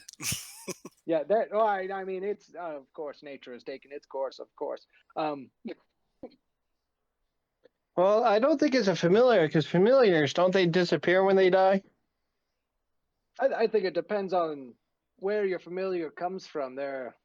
I'm a little more of the physical sciences acclimated myself, but my understanding is that if depending on how you do magic, you either pick an animal that already exists and you make it a familiar, or you are granted one in wherein it would just disappear. It is effectively there attached to your own will. So it can go either way, I guess. But um, I don't think I mean if your bird's real good at hunting, I think a familiar would have been in like with a person and they would have chased it here. I just look over the edge to see if anybody's running up to the building or not. You see two younger students chasing around a kicking leg and somebody holding their shin crying over to the side. You don't see just full sobbing. You don't see anyone like running here or like gesturing at the bird. It seems like they're preoccupied with that leg. Well, I guess I haven't missed the bird, not the bird, the rabbit yet.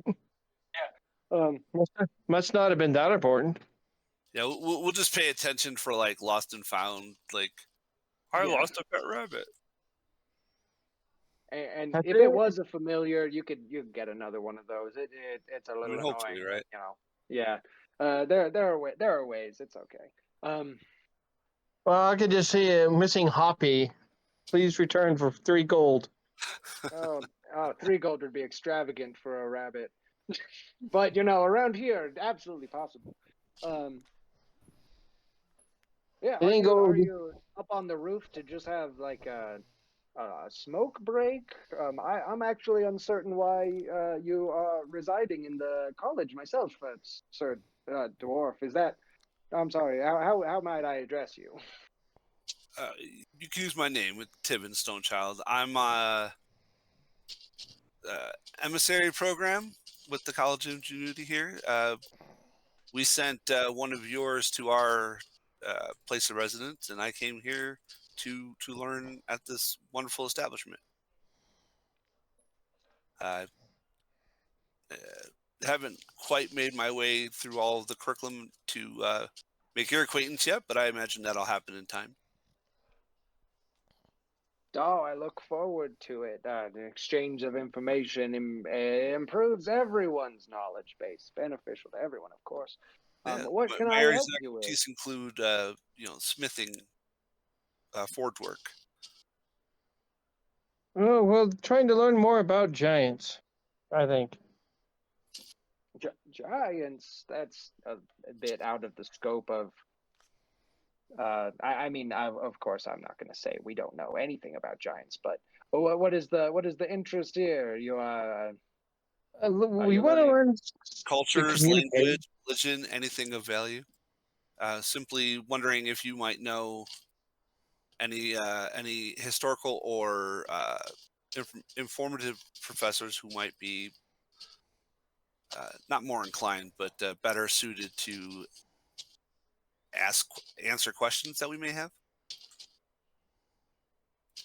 Yeah, give me just a moment to think if I know anyone with that diverse amount of knowledge of the cultures of people that have been, diminished in that way. Go ahead and roll me a d20 and tell me what you land on it. This is going to be this guy's society check. All right, Fred, you want to roll? I can. Just give me a second. Yep.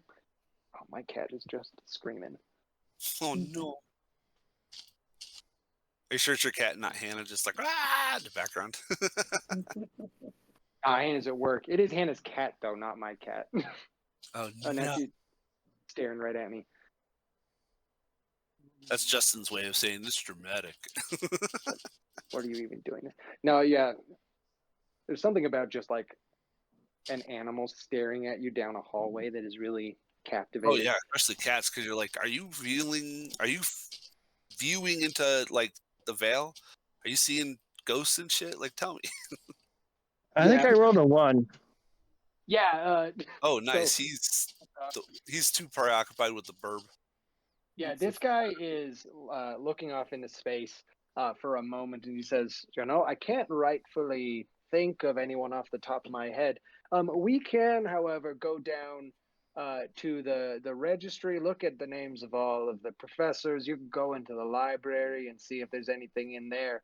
While we have a distinct focus on artifice in all of its measures, I'm sure you could find some names, maybe some historical documents that you might be able to go through that would mention the man. It must have been. I know there are histories of Well, giants in the area, but that they would be millennia old potentially. yeah. Would there be any way to search up any implementations of war that would have been created potentially to combat creatures of such magnitude, and then we could use that as a launching point for more information? That is an incredible idea. I love that as well. So you're still going to go down to the library, but I'm going to lower the DC. That's a really good idea, and that is something they would have records of distinctly. So he leads you guys down to the library. He's talking about the experiments he's doing. You mentioned metallurgy and smithing, and he's talking about like different acids and the way they work to either make certain alloys more flexible or harder. Just sort of passively as you guys walk down the hallways. Yeah, so Professor Bark leads you guys to the library in the College of Ingenuity. We'll hop off there real quick and go visit Katha and Komarov. So you guys, longer walk to get there, just like not quite as wide, but twice as tall. You've got the College of Magisters here, straight up and down wizard tower, dudes walking around with pointy hats. Not as many as maybe you would have assumed from a stereotype, but not nobody. There are Okay. enough pointy wizard hats here. You got like outside somebody teaching like young children. It looks like this, like it feels like the person teaching these children is in their own class. like this is the lesson they are doing, is to teach children how to access magic and stuff outside, and just really having a hard time. They're far too young. None of them know what's going on, and it might be a lost cause. How do you guys approach this this tower? I mean, they've got to have some kind of entry hall, so gonna go look and see if I can find that. Registrar something. So you guys walk in. You guys walk in here, and there are I a bunch mean, of every people. temple has a reception hall, right? Wouldn't it be the same for a college? Yeah, you walk in. Go ahead and make perception checks, both of you here. Okay, K-Thought, you walk in, and you are, both of you rolled well enough for this. You guys both walk in through these front doors, and you feel like you are in not the room that should be on the other side of this door. Like, you're looking around, and things look mirrored in some way that's confusing. And you think that maybe you have been either walked into an illusion, or the door led to somewhere that isn't the reception hall.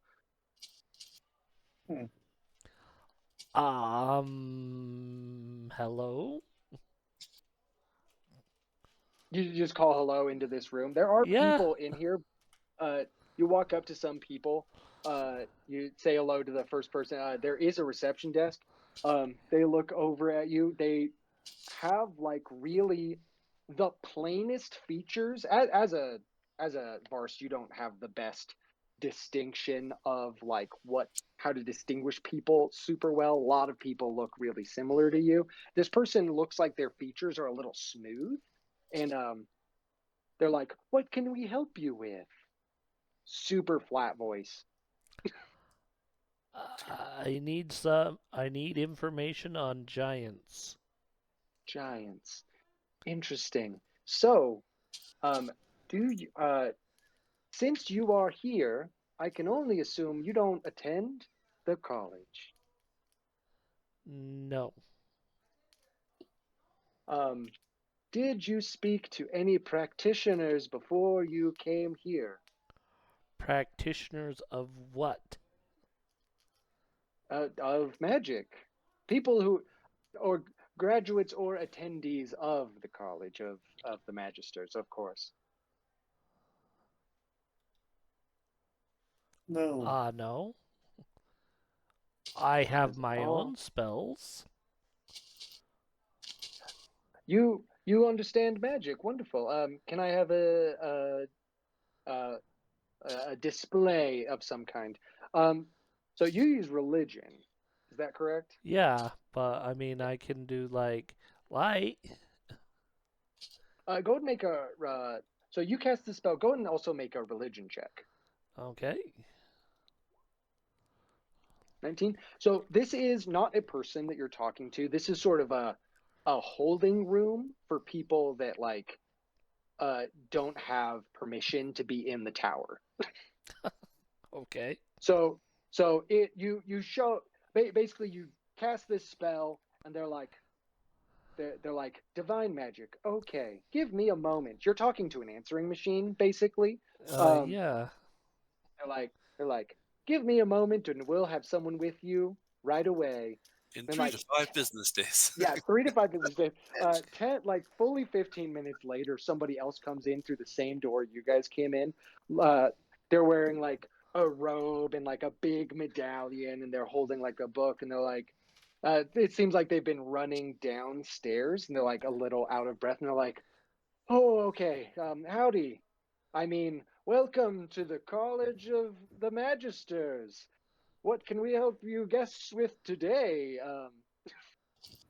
Sort of a younger dude that looks like he's on the beginnings of trying to grow a wizardly beard. Okay. Okay. We seek information on giants. Giants. Oh, so you're here for research. All right. Cool. Cool. All right. So, you guys all give me a society check, and we'll make this his society check as well. He'd better have a better society than mine. How No, about yeah, just I'm just using the roll. Okay.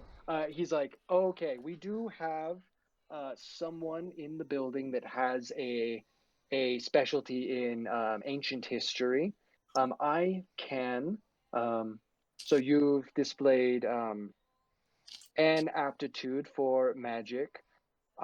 If you will, he holds out like his clipboard and it's got like a form on it. He's like, if I can get both of you to sign this, if anything is broken in a way we don't expect it to be broken, which is that we do expect a lot of things to be going wrong with newer spellcasters and stuff. Basically, this is a form that lets us know that if you do anything wrong, that we'll be able to find you and talk to you about it. And then you can go into the normal okay? building, and we'll lead you to the library, and you can talk to the librarian there. She's quite knowledgeable. Okay, I'll put my name down and Does lineage because I have to include lineage so they know who I am. yeah, the whole thing. And Komarov, are you willing to sign? Hmm, we don't write, so Alexandra, you can write for me. Yeah, Leoxandra. Yeah, of course, Leoxandra is here. Leoxandra signs his name, and he's sort of like is like the wizard is like. So if you'll just put your thumb right there, just put it Ah, on there. excellent. Yeah, you put your thumb right on there, and that will count. All right. Welcome to the college. The room sort of disappears around you, and you're all of the sudden surrounded by students and faculty. He leads you up like a spiral staircase that is just confusing. The place doesn't make any sense. It's way bigger on the inside than it looks on the outside. Not a surprise. Yeah, no, yeah. The place is like a maze. In addition to having just like this sort of holding area, and he's like, you guys don't seem like you're around here, so just that's one of the defenses we have here at the college. He points at Alexandra and Komarov, and he's like, you guys don't you guys aren't magical practitioners yourselves. No, I know a little magic. He does something with elements. Oh yeah, we've got a whole school of the students like to call it. He puts his hands up in quotations. The clipboard just hovers in front of him where he had been holding it. He puts in quotes blasting magic.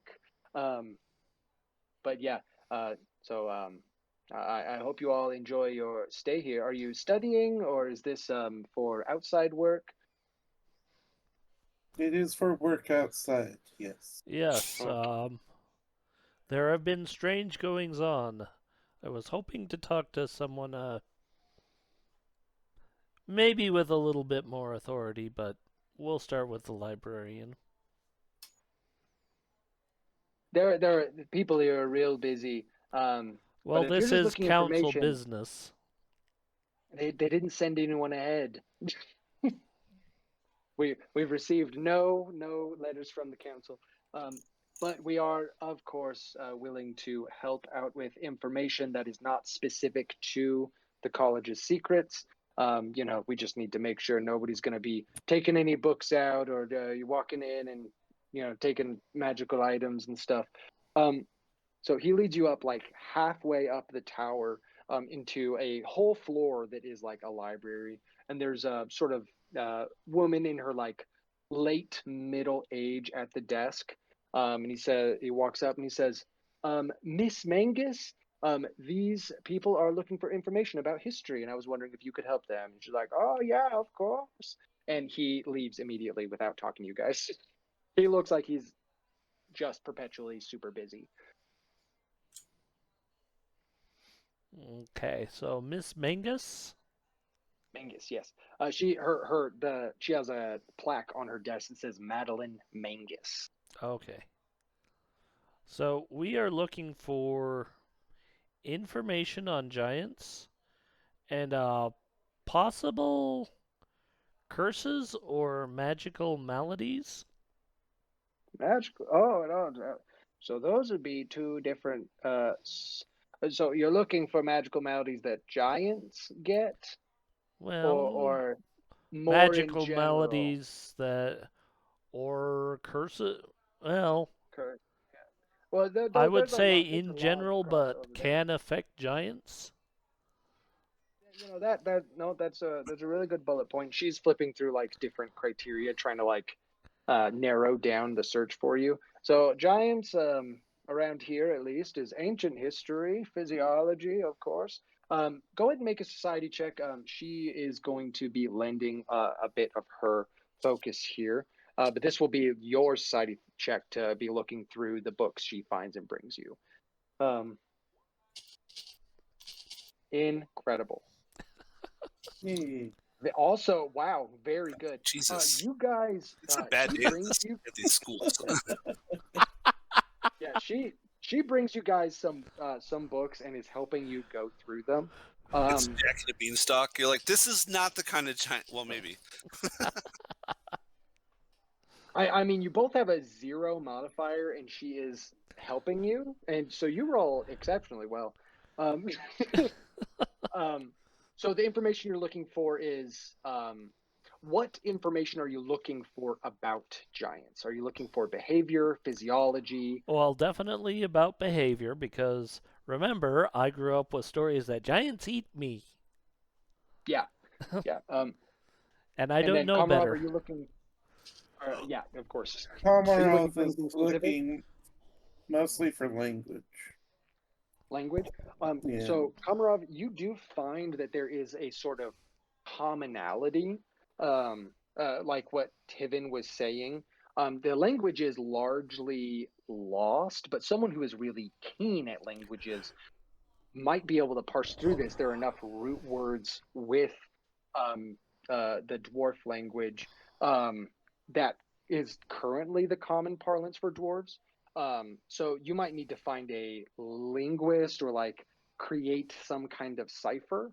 But what you find is there is like a root connected language that originates from sort of the Brawl sort of mountain range where the dwarves currently sort of mostly take up their residence and where giants hundreds of years ago used to be a lot more common. Keitha, a lot of the information you find about giants in history is that they were as warfaring as maybe anyone in old history. You know, that's the stuff that gets written down. But they did have a full society that sort of fell in some huge war where they came out. Um, they lost the struggle and were secluded farther south. So their society fully fell, but you know they are capable of like organizing and speech and all of these things. You just don't know where they are currently. But you note that like giants have the proclivity to want to be in charge, but they're not lacking in intelligence. It would be like education that they might be lacking in. Okay. Oh, so the potential's there, but the Yeah, circumstances. yeah, Oh, yeah. yeah. The potential for like understanding and community and like discussing things with other races has already existed in history. They're just been put back, and their Sure. whole Yeah, society they has fallen. effectively they've been nuked to the Stone Age. Yeah, that is a way to put it. So you That's know that. figurative, not literal. Yes, Right. yes. Could be literal. I don't know. We make shit up. Yeah. So Komarov, you are with Madeline's help, you are able to. She doesn't let you check out any books, but she helps you transcribe like big sections of this book about ancient languages, comparing the ancient giant language and the ancient dwarven language, so that you can have a met. It would not be easy, but you have a method with you that can like get points across to something, assuming they speak a derivative of this language. Okay. And we can do one. No. So you guys get that information, and we will move off to Tivin and Komuro. Same thing for you guys. This guy will be helping you out, but go ahead and make your own society checks to sort of find information. Specifically, you were thinking about like springboarding off of like siege engines specific to giant activity. Was there something Komuro was specifically going to look into? He's kind of interested in because they were saying that the runes were like similar, so he thought maybe written language or ancient languages would be Okay, something. you guys go ahead and roll society checks in this library. Killer. Nice. Come on, Fred, nat 20. Well, Okay, I gotta refresh my page just a minute. Okay. Oh no. Wow, a lot of 19s going on this specific check. Ooh, so wow. almost another 19. 18. Wow, super Still consistent. good. Maybe we should be the teachers. Yeah. Yeah, Professor Bark is like, wow, you guys are really good at this. So Tivin, you do find a lot of things specifically. They're not in common use now, but there are things that are current that are derivative of these things. Where like to defend against like a giant, you would have like it's sort of like a tower with what do you call that thing? Like a battering ram on it, except it's just a pike. So you've got this like pendulum that people would push forward that was basically like a wall that would then swing in and stab at people because they were just so big that you couldn't like they could break a line so fast. I love that. But from there, you understand sort of a tactical thing about giants. That it would be really difficult for a giant to not just kill someone, and maybe you would have assumed this previously, but like it feels very notable that they wouldn't kill someone because of how easy it is for them. Right, like don't know my own strength type, or just like or is it? I mean, I don't mean by easy. We don't mean physically. I mean like mentally. They just don't have any qualms about taking life. You're looking at like really old text. It feels like it's a little bit of both. Okay. Like you're looking at war texts. It just comes natural to them, so they don't ever hold back, basically. Yeah. So my question isn't about the strength. It's more just about the mentality of holding back is what is keen here. Like the fact that they did hold back means something, right? Yes, you get the sense that they didn't often subjugate other races. Right. So they like just they didn't take prisoners, they just killed. Yeah, you're like they take areas, and if they let people live, it was because they were leaving, Right. not because they would be working with you. So they tend to take areas, and again, you're looking at old history. But the mentality you're looking at is that like clear them out and get it done. We live here now. Fair. So it wouldn't be in their sort of like Brawl take prisoners, Brawl take slaves. Right. But these old school giants never did, or they didn't do it enough that it would show up in these books. Okay. And Koromo, you were looking for language stuff as well. Yeah, because they were talking about how it seemed like a lot of their glyphs were the same as the ancient dwarvens. So I figured I'd or there was some correlation between dwarven and like I understood one in 20 words or something like that. I don't Yeah, know. like the vowel sounds were the same, and you're like, okay, I can start Yeah. from there. So you do find largely you are looking for the same thing that Komarov was looking. What the fuck? Yeah, similar.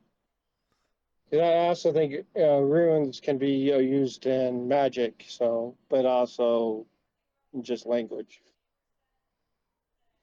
I figure there's Yeah, rune so magic. you do find a different side of what Komarov found. So I'll say with this, with a easier society check, Tivin can use this to communicate with something. Between you don't know this yet, but when you guys come together, like it'll fill into like a full like cipher translation book. It's a little complicated, but you can have more complex conversations with this information. Nice. And then the last thing, and I'll give this to both groups, were you wanting to spend the rest of the day looking into curses, diseases, using the information that Tivin had and what he saw, or are you going to look somewhere elsewhere for that? Oh no, I was gonna stay here looking for that. Yeah. Unless Um, there's a medical, I'll probably go to a temple that does work for the diseases and look for that. yeah.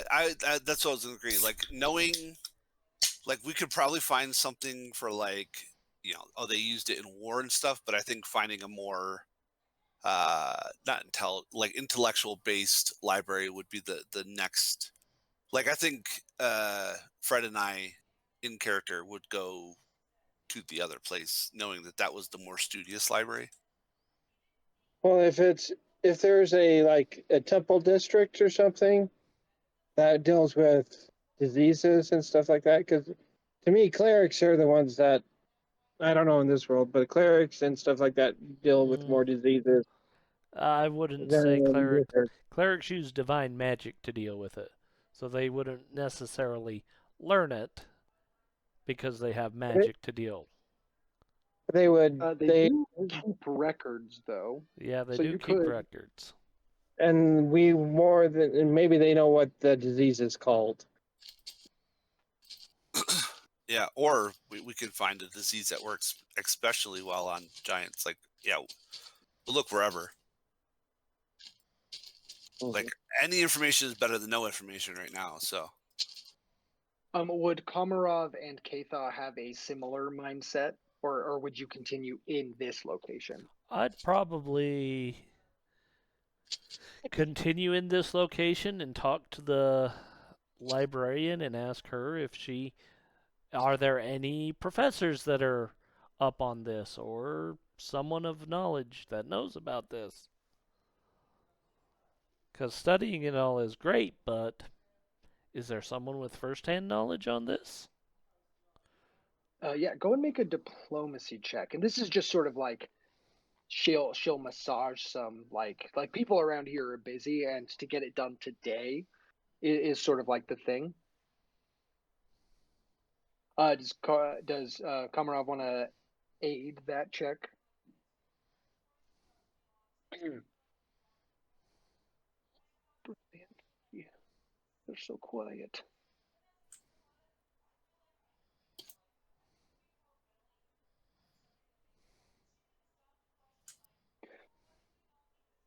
She says that there is a professor that is concerned with like curses and magical diseases, but they tend to run pretty busy.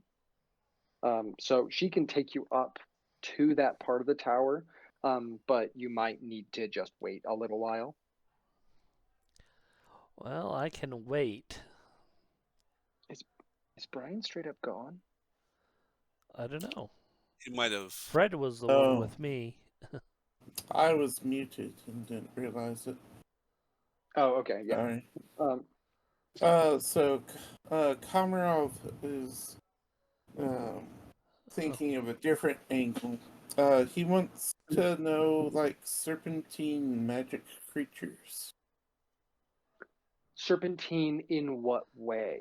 That's a Like pretty in shape. broad, Like just in shape. worms. Yeah.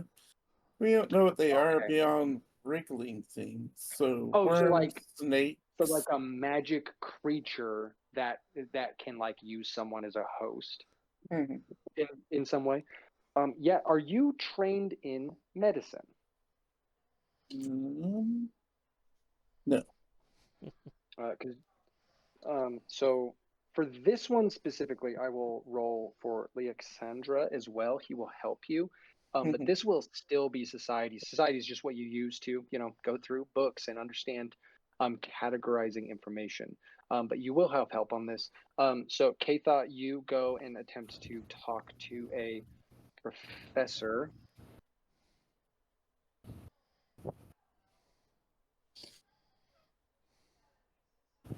And I was And from society, right? yes, then you're rolling society There we go. too. You with Leoxandra's help, you find just so many things about creatures that will. Basically, you find so much information, but none of it's narrowed down to look especially like what. Because Tivin's the only one that saw it close up.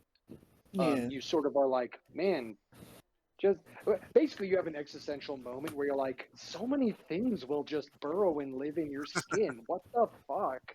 And Leoxandra is That's like, just isn't natural it? things that once we go into the supernatural realm, we're like, there's so many.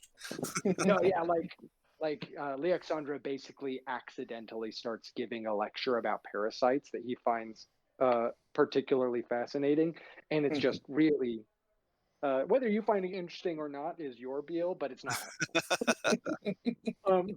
Keita, go ahead and give a diplomacy check, and then for Komoro and Tivin, you can either give me diplomacy or religion to go and talk to people about, to try and find someone that can help you narrow down information from the direction you guys are coming from. All right, I'm gonna roll religion just because it's funny, and I have a +2. Mm-hmm. Okay. Diplomacy or what? Or Or religion. religion, because you guys are going to sort of clerical areas. I will also roll religion because I think it also is funny. Yeah.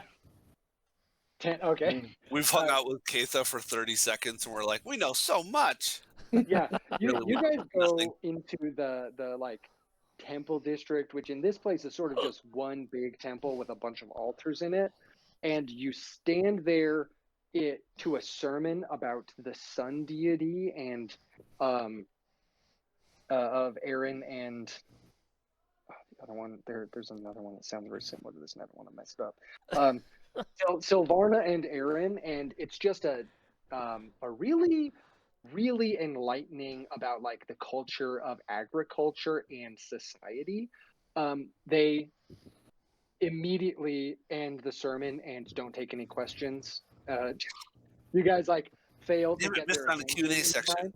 Yeah, yeah. You're like filling out a form about like how well did I do, and you're like no, I need information, and then they're gone already.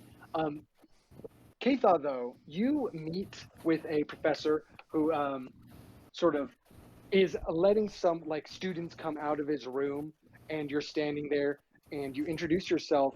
And how do you phrase what you're looking for? Okay, so let's see.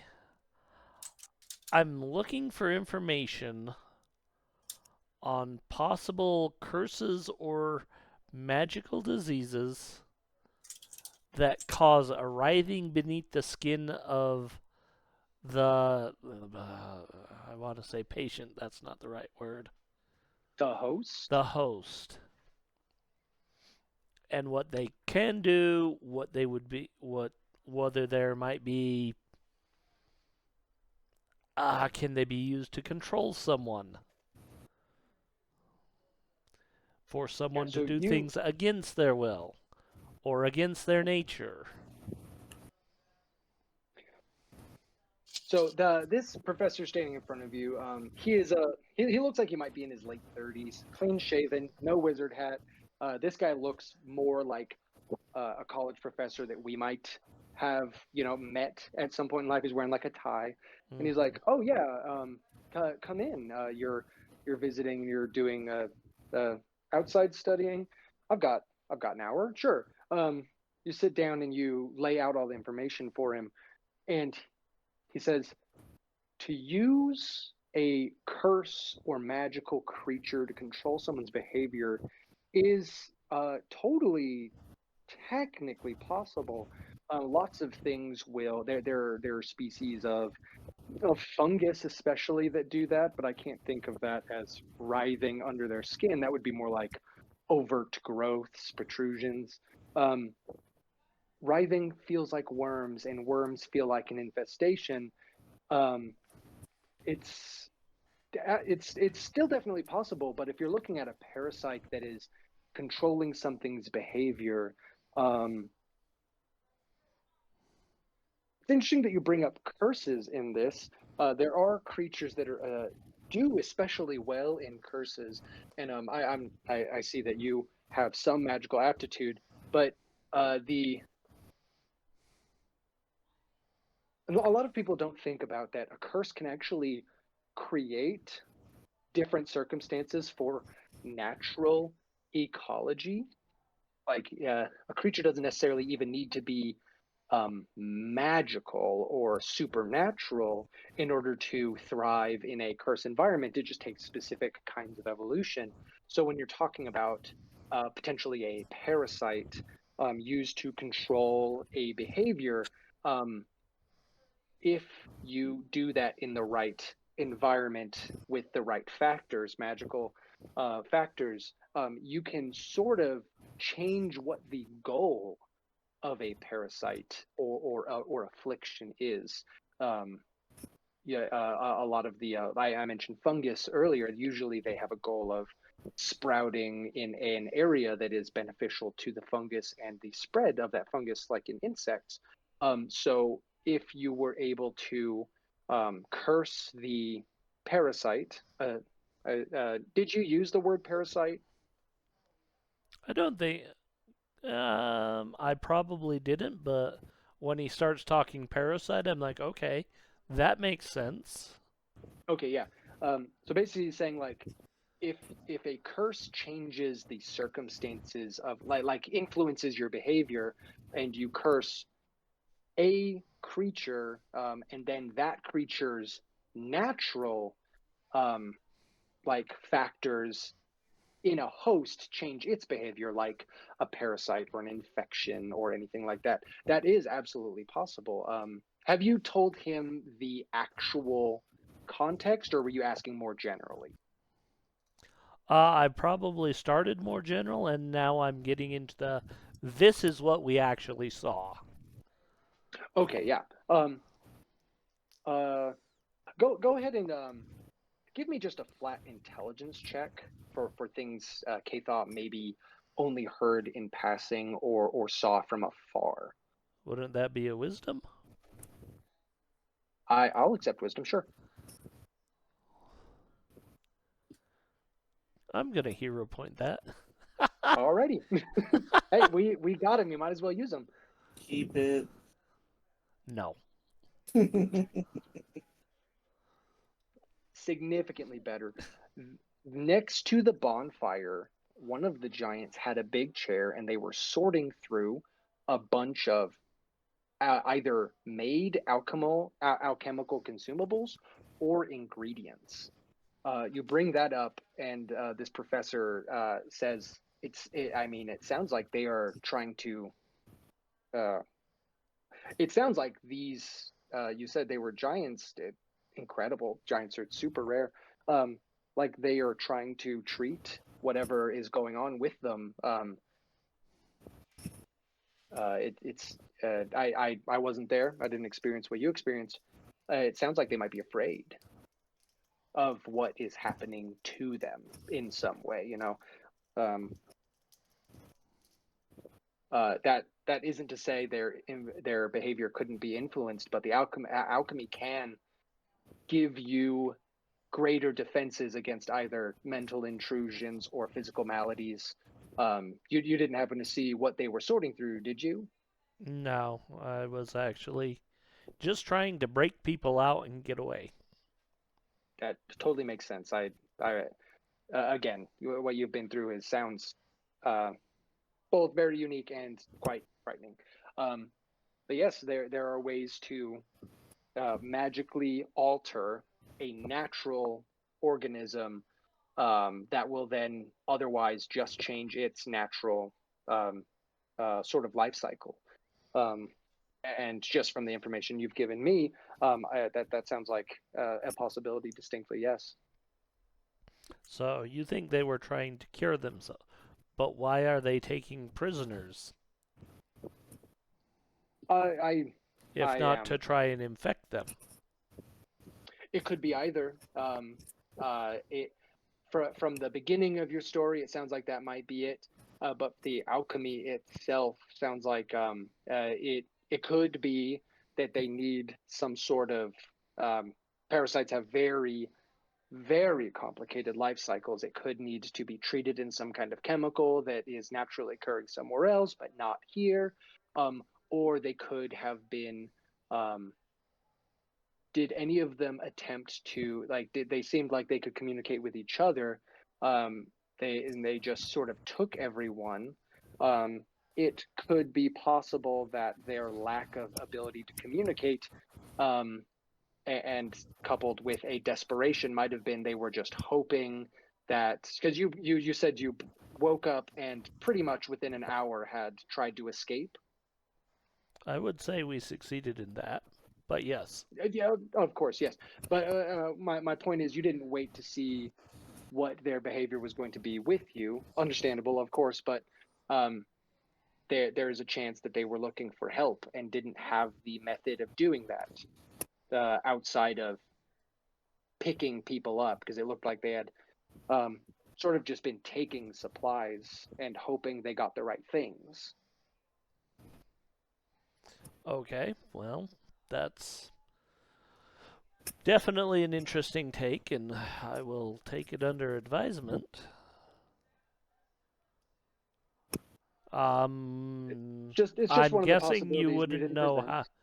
I'm guessing you don't know how to cure this without actually seeing it firsthand. Oh no, there are far too many factors in what's going on. I wouldn't even know how to treat a giant. I assume they're humanoid in shape, but their heart could be in a different place. They could have four stomachs. I just don't know.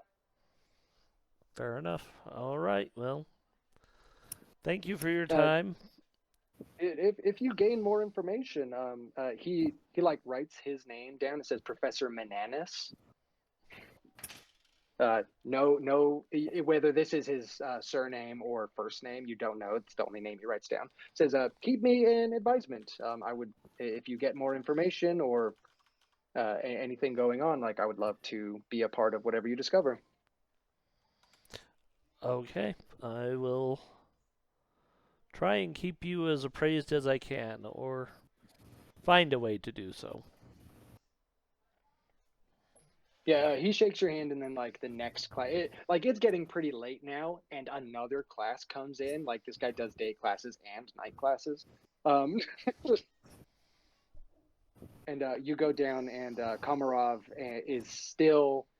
Is Komarov into what Alexandra is talking about, or have you fallen asleep and he's still just sort of talking about parasites? He is very interested. Yeah, if he sees Keita, he'll be like, there are 87 creatures that will crawl up your nose while you sleep. I know of at least 5 that live in the river near where I live. Yeah, and then that That's her answer. going on a different and in the jungle they're way more common. Just too excited. He's like, that's exactly right. There are so many. And then she's like, yeah, I know of this fish that'll swim into where you pee if you're not careful. Awful way to go. Very difficult to dislodge them.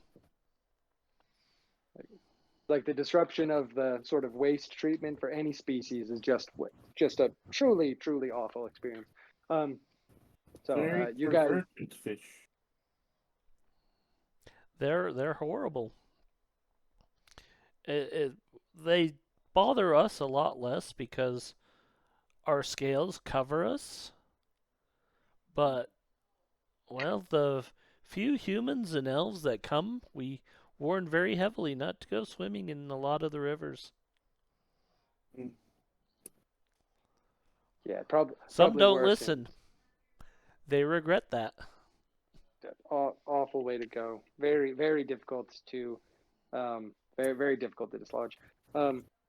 So you guys walk away from the College of Magisters with some possibilities, and you guys get down to where Tivin and Koromo have just left a really nice sermon from very nice people that did not take questions afterwards. Oh, they didn't wind up in the reception area? Yeah, they end up like they're sort of ushered outside, and they're like, "It's getting kind of late, so time." Um, with no useful information. A lot of notes about agriculture, though, and I think the thing you guys get with your 9 and your 10 is that like the woman that was speaking at the forum earlier is one of the priests here, and her concern was sort of that the new machines they're trying to design for agriculture might have a distinct negative impact on natural ecology, and that you shouldn't implement them too fast because you know, as much as you guys want to have like the grow food easily and like live here, like things still need to keep running. Like she wasn't advocating for it's bad. She was sort of like, let's test it longer before you start to just make it how we farm. I think that's what you guys get is like it's sort of a sermon and sort of an educational piece. Valid.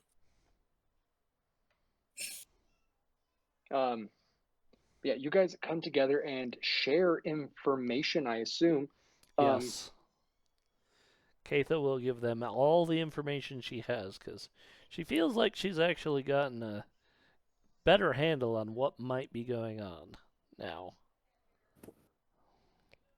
Yeah, and between Komarov and Koromo's notes about like language, the use of runes, and that you think you have a pretty good grasp of like root words that you could use.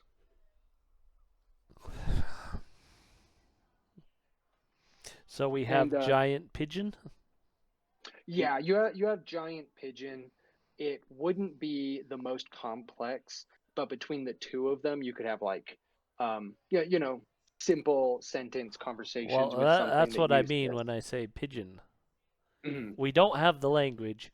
We have common phrases that you might be able to get your point across. Let me type it out because it's not pigeon like the bird. It's a different pigeon. Pidgin. Yeah. It's like Spanglish. It's pigeon. Oh, yeah, okay.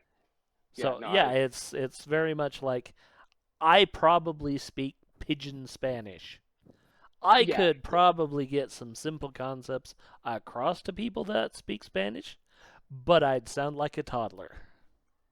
oh yeah. I have a there was a point in time where I actually spoke really decent Spanish, but only in a workplace setting. Like it was really hard to talk about myself, but I super could understand like problems going on in Spanish if I was at work.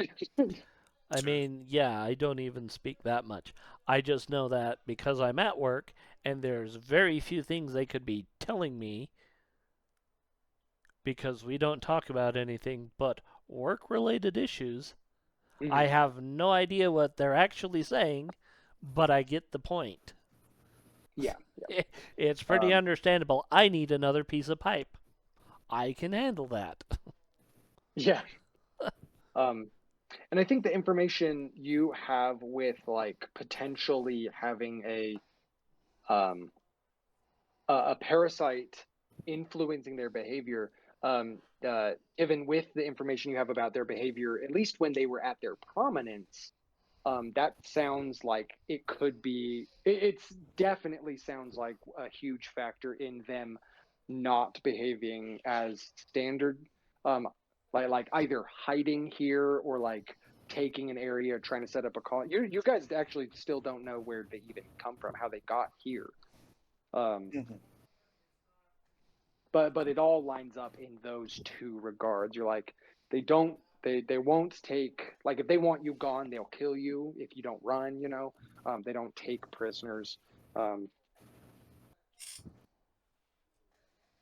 There is perhaps one person who would know where they come from and where they go. His Cotton Eye Joe. name is Cotton Eye Joe. uh He is the great watcher. Komarov talks about the elemental air spirit of Cotton Eye Joe, who follows the wind from the bonfires. He sees all that is below him. He goes where he wishes, and no one can hold him down. Um, so how do you guys want to? Do you guys come together and put all of your information together? So you can either keep looking into things by yourself, or you can go to the council on another day. Even Tivin, you would be able to get an audience with one of the council members, council member Danger, um, probably within the day, not have to wait for the next forum. But do you have an idea of how you want to proceed and what your recommendations are going to be? Or do you want to spend more time gathering information? You guys have basically spent the last 18 hours looking through stuff and talking to people and waiting in waiting rooms. Mhm. Well, now that I know about the quote unquote pigeon, like I'm one of the few uniquely qualified to attempt it. So I think Tivin's mostly going to be looking at that avenue. Mhm. Because he's not the most studious of the group. And that's saying something. Yeah. Yeah, what's our highest intelligence in the group? I just wanna know, and I want it on stream. What's our highest Yeah. number? I got 0. 10. Yep, 0. 0.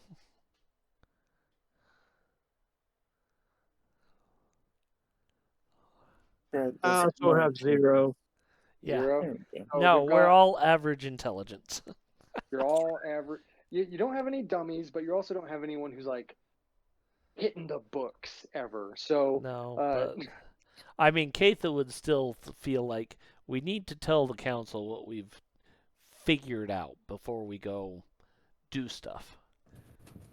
Because at the Did we very really, least, they're going to employ us. mhm. did we really figure anything out? All We we got have was a an big idea. lecture at the religion. Maybe we don't want to go in with swords drawn and banners flying. Yeah. Maybe they're just scared about what they have and they're looking for a way to cure it. And maybe they're looking for a way to cure their village as well. So, killing them doesn't do them any good. It doesn't help us. And we might see another thing. We might see something worse coming down the pipes.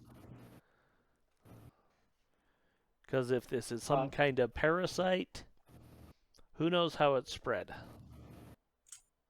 Yeah. On that note, Leoxandra starts to speak as a parasite enthusiast. It's sort of like there is absolutely a possibility that also killing one of the depending on where in the I don't think infection is the right word, but the malady has progressed, that killing them is the next step in its life cycle as well. If they have been successful at all at holding it back, it might be to prevent their deaths from the affliction itself. I don't know that, but parasites do have strange life cycles that involve potentially 3 different species of creature in an area. So, like, the word I want to posit to you at what you want to talk to about the council would be a quarantine for just for those guys. Like if you can find a way to communicate, like with Tivin, you're looking through like all of the notes, being like, I think that this all makes sense to you.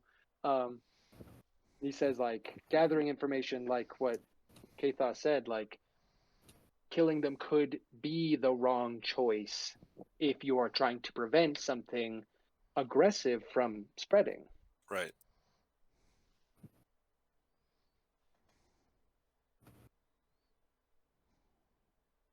If we do end up having to eliminate the source of the infection, I do suggest burning the bodies and not just burying them. That is that That's historically has worked. yeah, that's a good idea, but let's hope it doesn't come to that.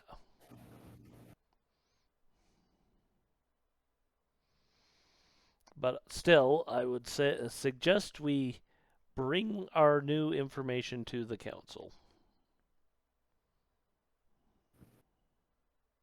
I need to head over there anyway, so I gotta check on my paycheck. Yeah, it's like 5 a.m. You missed your window. You got to go in the morning. And You I spent like so that. long researching and so long in the Temple District. Wow, were they having a midnight mass or something? Oh yeah, totally. She'll talk to anyone about this specific subject. It was so long. No, they've been hanging out for a while outside. You guys show up. Yeah, I'm kind of surprised none of us are feeling exhausted at this point. I probably Probably fell you asleep during the Some of sermon. us feel different. Yeah. You all had a pretty calm day. You're all physically. Alexandra is like yawning really bad. He's of the four of you, he's the one that's like not physical. I guess that with him makes five. Yeah, you got in the morning. You guys go to the council room. They give Komuro or Karumo. I keep fucking that up. They give Karumo 30 gold, which is a lot for sort of a single job. I'd say. And you have a note from Marion Strongarm thanking you for ensuring her son made it to fast enough to get medical attention. So it feels like the barracks was able to give you like 8 gold, and she gave them the other 22 as sort of a prominent private citizen. Nice. That's fine with me. Right. Yeah, so a really good payout for literally just walking some dudes back and forth through the woods.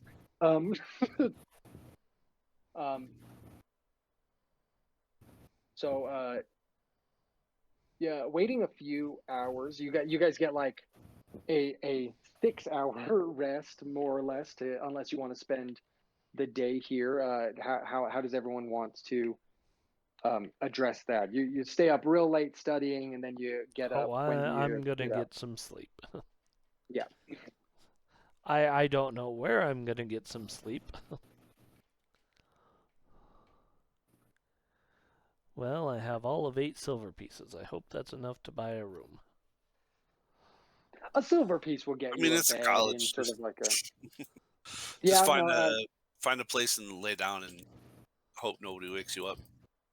Well, you can go. Well, a lot of the taverns probably have an open room that you can just crash into. So Anyway, oddly enough, Tivin and Komarov hasn't been using it. I think Komarov has been sleeping outside. But they do have rooms. They did give you assistance because of they gave you the arms, and then they were like, we'll help you figure it out, man, in exchange for letting us give you these weird experimental arms. So there are at least 2 there's Alexandra is like, we've got like a bunk bed in the college. I am fine with sleeping on the ground if you would like to stay there. I think it's the only place that's gonna accept us sort of this early in the morning. Yeah, probably. All right. Yeah, I don't Everyone, mind sleeping on the ground either. It's common yes, for us. does Komarov go into the College of Ingenuity or do you sleep outside? Can go outside. Hate the college. Yep. So Alexandra is like, I will sleep on bed. Komarov, I'll see you in the morning. I respect your choices, but I don't do well without sort of cushion. That's fine. I have hip dysplasia, super common in Brawl, but usually later in their life cycles, I'm like 28, so little early on for me. Oh, it's like There are plenty 28 of people. cat years. That's like 4 million. It is in his late middle age now. They live a little longer. I imagine they live human life cycles mostly. Yeah. I'll just have a sausage, bean, and toast roll. Yeah, in the From the morning, college. yeah, the mess hall here is a little better than the barracks. But it's like a lot of the same stuff, just seasoned a little better. They have the addition of sausage. Okay. Yeah, I'm probably getting Nice. a quantity of sausage. Yeah. So in Yeah. my mind, Justin, the college's like college food specialty for the students is a soft roll that has toast and beans and sausage in it. The roll has toast on it, is what you said? The Did I hear that toast correctly? is the toast is inside of the roll. So the roll is soft, and then there's also toast. So Toast and instead of beans and sausage, yeah. they just make the sandwich, they take all the food you've had, add Put sausage, it and then into make that its a own roll. sandwich. That's right. Yeah. The toast is everywhere. You can't Yeah, escape it. yeah. The lunch lady is like, the Doreen special is mostly bread. I am But every literally good just grown sausage. boy needs bread. Just give me sausage. Yeah. Give me more You're like, sausage. she's like, I mean, all right.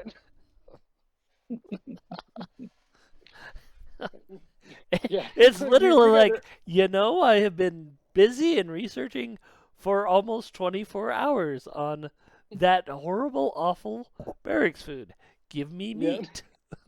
Yeah, so they will with a little discussion. They're like, all right, yeah, you're not made of the same stuff we are. They give you an appropriate amount of meat. Everyone secures breakfast, whether they like it or not is up to them. You guys I head end up back. waiting for my hawk to bring me something because it seems to like to do that. It brings you another rabbit. Absolutely has a collar on. It looks very identical to the other one. Yeah. Oh, it makes me think of that. Not a meme, but it's like my buddy's daughter's cat keeps getting outside and getting eaten by the mountain lion, and then he made a comment. He keeps going to the Humane Society Oh. getting new cats, and it's like, are you sure you're not feeding the wild cat? And his daughter started crying. Yeah, no, I think it's a coyote. Or yeah, that's what it is. Yeah. Yeah, they're like, it sounds to me like you're feeding stray cats to a coyote. And his daughter started crying. Yeah, oh, Like, truly oh, valid shit. the funniest spin on perspective I have read. I have also read that. It's very Yeah. funny. Yeah, so some kid out there is missing like a couple rabbits. It could be a different person, you don't know. But yeah, if you want to grill some rabbit, you can share that with your dire hawk there. You camp out and you like start a fire on the quad, and then like a bunch of other kids come out and start like playing hacky sack around it. Right. Just not even paying attention to what you're doing. There was a fire. Time for hacky sack. Some bard with a guitar comes out. We're like, no.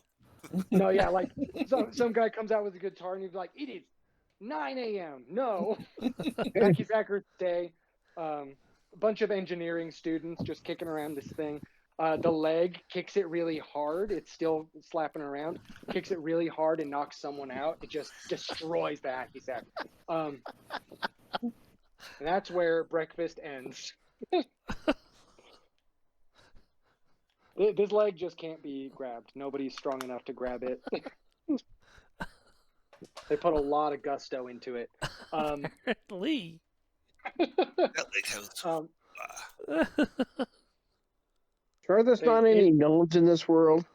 It's kicked like a rut that it's now stuck in, where it like circles this whole area. Just the grass is ruined in this rut. All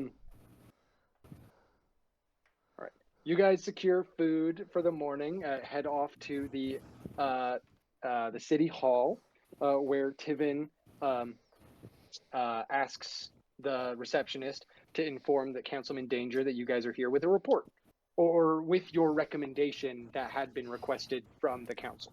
Yes. So within a few, it's probably a little bit of time, but not like 2 hours.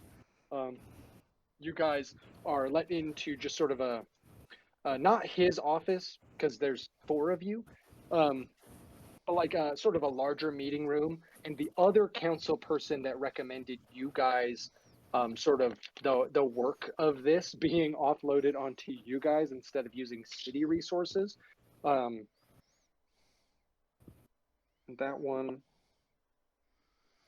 shoot, they all have names. Councilman Womass. Todd. His name is Todd. He is also there, and he's like, so you guys don't need to go through and tell him everything else, but if you would like to give your recommendation to the 2 of the 5 council members here. Yeah.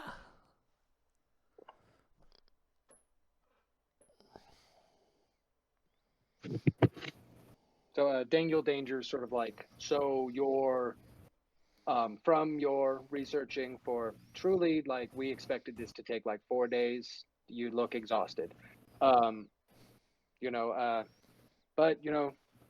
don't know how fast things move, and if it's some sort of infection or malady that can spread. I'm truly good on you for expediency. Your recommendation is to just sort of block the area off and try to establish communication. And hopefully be able to cure it, yes. And we certainly need to examine them before we can do that. Now, with the information you've given me, I have a very important question. You told us, and the report that we got preemptively that you helped corroborate and fill in, is that you and the soldiers, the patrols, both of them, killed one of the giants. Yeah, that is true. So on that front, yeah, and you are all rendered unconscious after that point. They could be, and just no accusations. You did what you did. You did what you had to do. Just a question.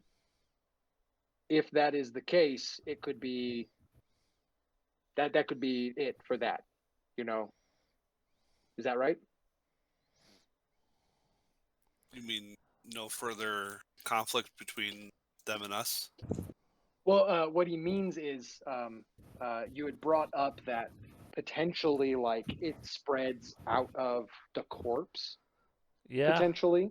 Don't know.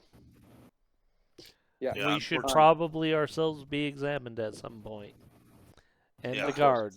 Any bodies that were returned or anybody who came back, we absolutely should be. Never mind. Koromo, you went through while you were tracking these guys, you did not see a giant corpse. I didn't find the corpse when I was tracking you guys down. Maybe it got up and left. It's Technic- unlikely it was eaten naturally. Well, they might So, have buried it, or they might have had some kind of. It was. How long was it until I was hired? Was it a day or two, or how long were they it was captured for? It was it within was within hours. this. It was within hours. On the long side of it was probably 4 hours, 2 hours, 2 hour run to the town, and then like marching pretty expediently 2 hours back to that site. So you guys were unconscious for a large portion of that. So Daniel Danger says, so either it was only unconscious and they were able to revive it, or they carried it with them, or I can only They assume might have that moved it into the. They might have moved it into the cave or something, and doing last rites or something. also a possibility. I just wanted to ask about that because that's the only aspect of this that I don't think you have addressed in the moment. If you think this is the best course of action we can give you, we will call on some. Oh, I guess we could call some some people to make fortifications around the area just in case. A small escort of soldiers. Are you? He gestures to Tivin, confident that with the information you have, you can exchange ideas with these creatures. Well, if they're receptive to communication, I think I'll be able to at least bridge that. Yes. Perfect. Councilman Womas, does this sound amenable to you? He nods his head. He's sort of like a thinner, older guy, and he says, "Sounds all right to me. I hate to spill blood, especially in a unique circumstance, and nobody wants some sort of wild supernatural outbreak." He's like, "All right, we'll draw the papers up. We'll send some letters, and you all can head out in the morning. If you will continue to pursue this, we would happily compensate you for your time."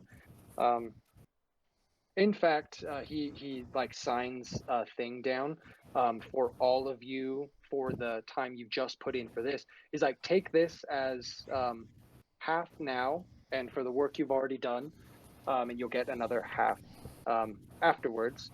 He gives everyone, including Korumo, a note to be paid for 50 gold right now, and then another 50 when this has been addressed further.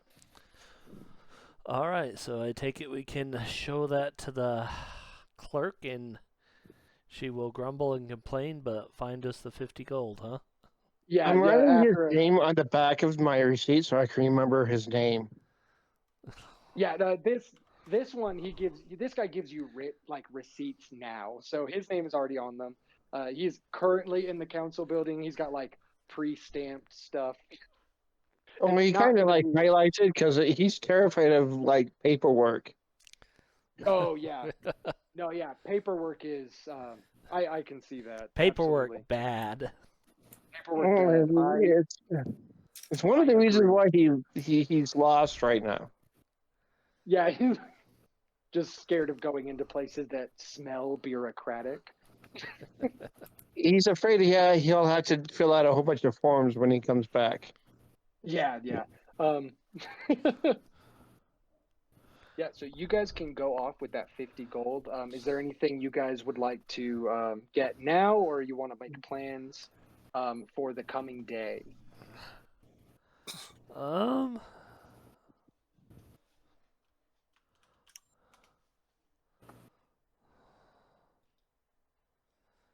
I know there's definitely equipment I'd like to get.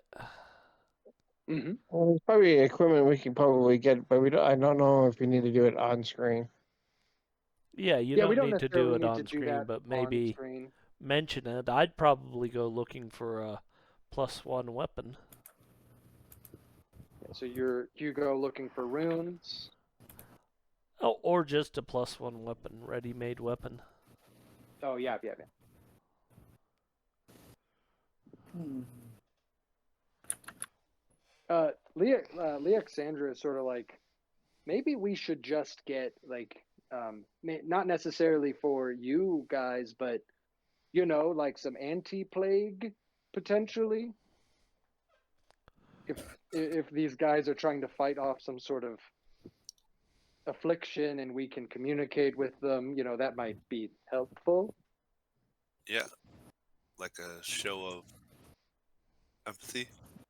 Yeah, a show of Well, goodwill I would guess, sort of yeah. ease things out the gate.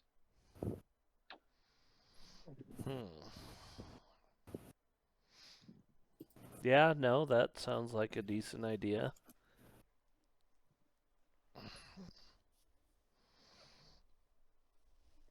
My character's also probably looking at the lost pet section. Oh yeah, definitely. Like, oddly enough, you have seen your bird with 2 rabbits. There are 7 missing rabbit signs though. They're all rabbits.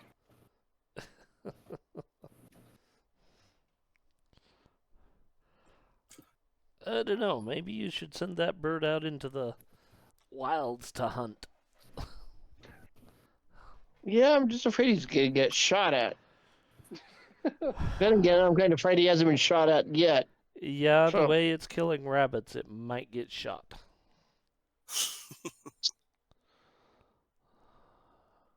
well, it is pretty quick. Yeah, you have no real way to know if it has been shot at, like with a crossbow or a bow, and they just missed.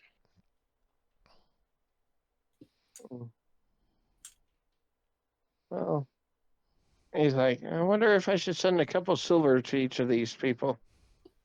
Yeah. No, because then it's culpability. Like, hey, Kevin is giving you legal advice, like, Yeah, I don't know.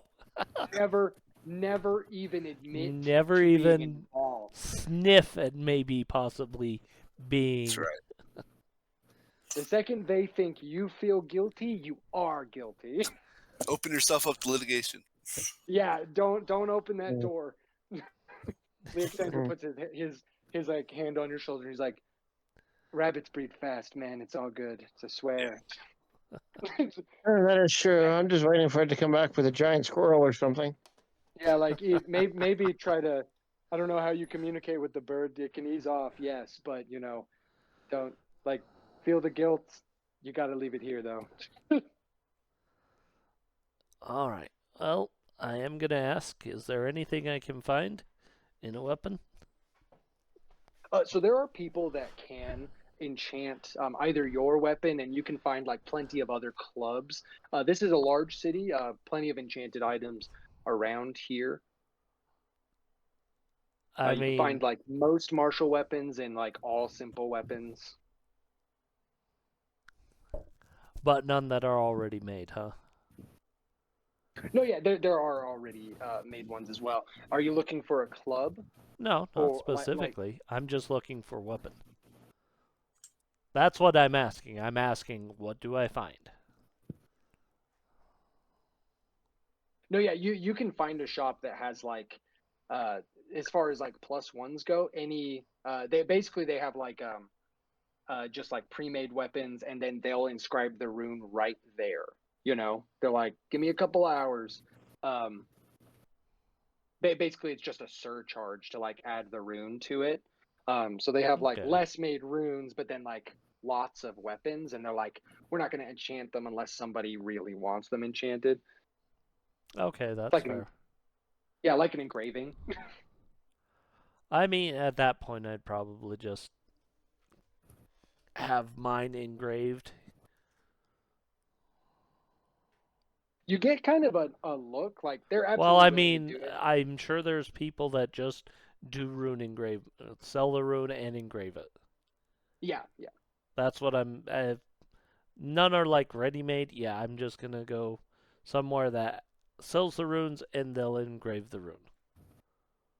Yeah, you go to one of the smaller places, and you get kind of a look that because you've got like this wooden club, and they're like, "Are you sure you don't want like a mace?" I mean, what do you got? I mean, we've got maces. It's the same amount of time to engrave a mace than your club. What is your weapon stat block? What do you mean?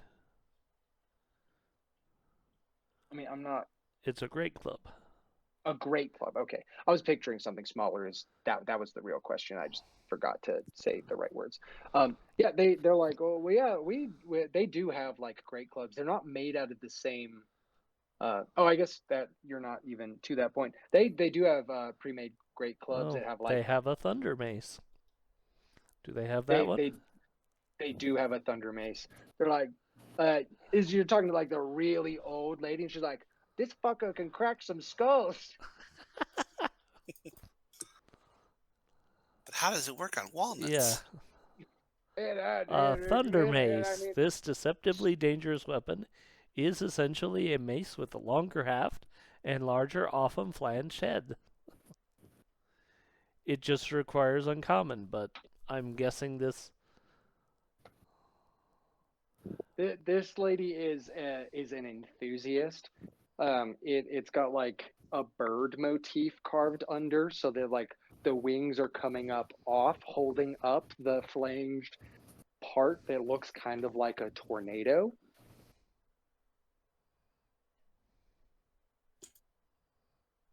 Like, this is the Thunderbird mace. It doesn't do anything more. It just looks sick as hell. Fucker can crack some skulls. She says it again. She likes that. That Yeah. happens to be the runic that's on the handle. It just says, this fucker can crack some skulls. Yeah, it's like in runic, but it's like Yeah. that's just what it says. Yep. You're like, what's this weapon's name? This fucker can crack some skulls. Yeah, I said it to you twice. uh,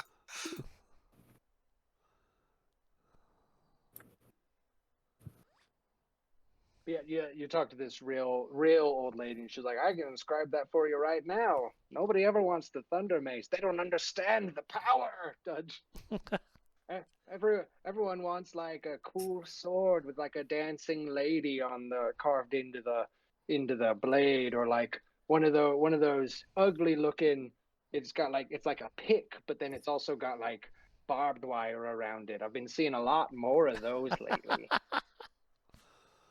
Like, why do Oh, you even have the barbed wire? It's got a beak.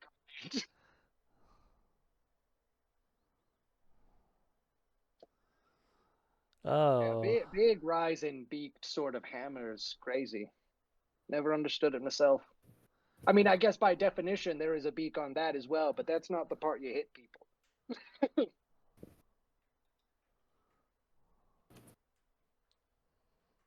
Because of the bird carving.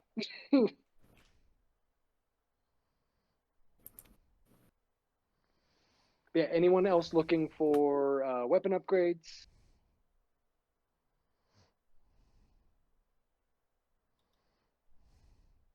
I'm sure Tim will be looking for something.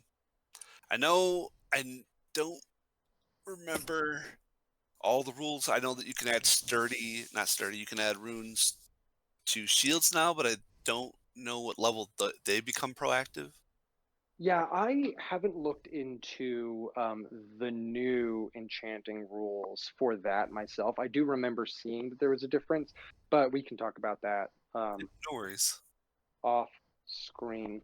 Um, So I also would like to reiterate it's 350. I have to be done no later than yeah, 450. no, yeah, I was just gonna say this is a really good place to stop. It is. You guys will like have the day, and in the morning, you guys will. The next time we play, head off back past Fort Linnea to try and see what's going on with this now duo of giants, and see what is going on with a better grasp of how to communicate with them, and a line of questioning to clarify what is happening with them as well.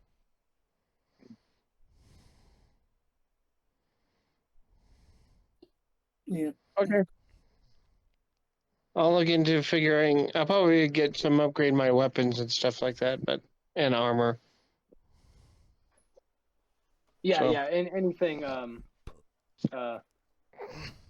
anything uncommon you can put in the Majia chat, talk to me about it. But otherwise, this place has stuff that you stick to buying stuff that is your level or lower for now.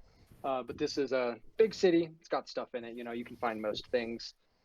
Yeah. A rabbit hutch. All right. You're gonna buy a portable rabbit hutch, okay? There's always rabbits in it. I got Oh, it just spawns one a day. Like perfect. Yeah, but it's big. You gotta drag. It's got wheels on it. You gotta drag it around. All right. Well, if that's it, let's close this out, and then we can All right. talk a little bit about other stuff, mechanical stuff. All right. Thank you so much for joining us. Don't forget to head through the gift shop on your way out to pick up some fantastic Fellowship Gaming loot.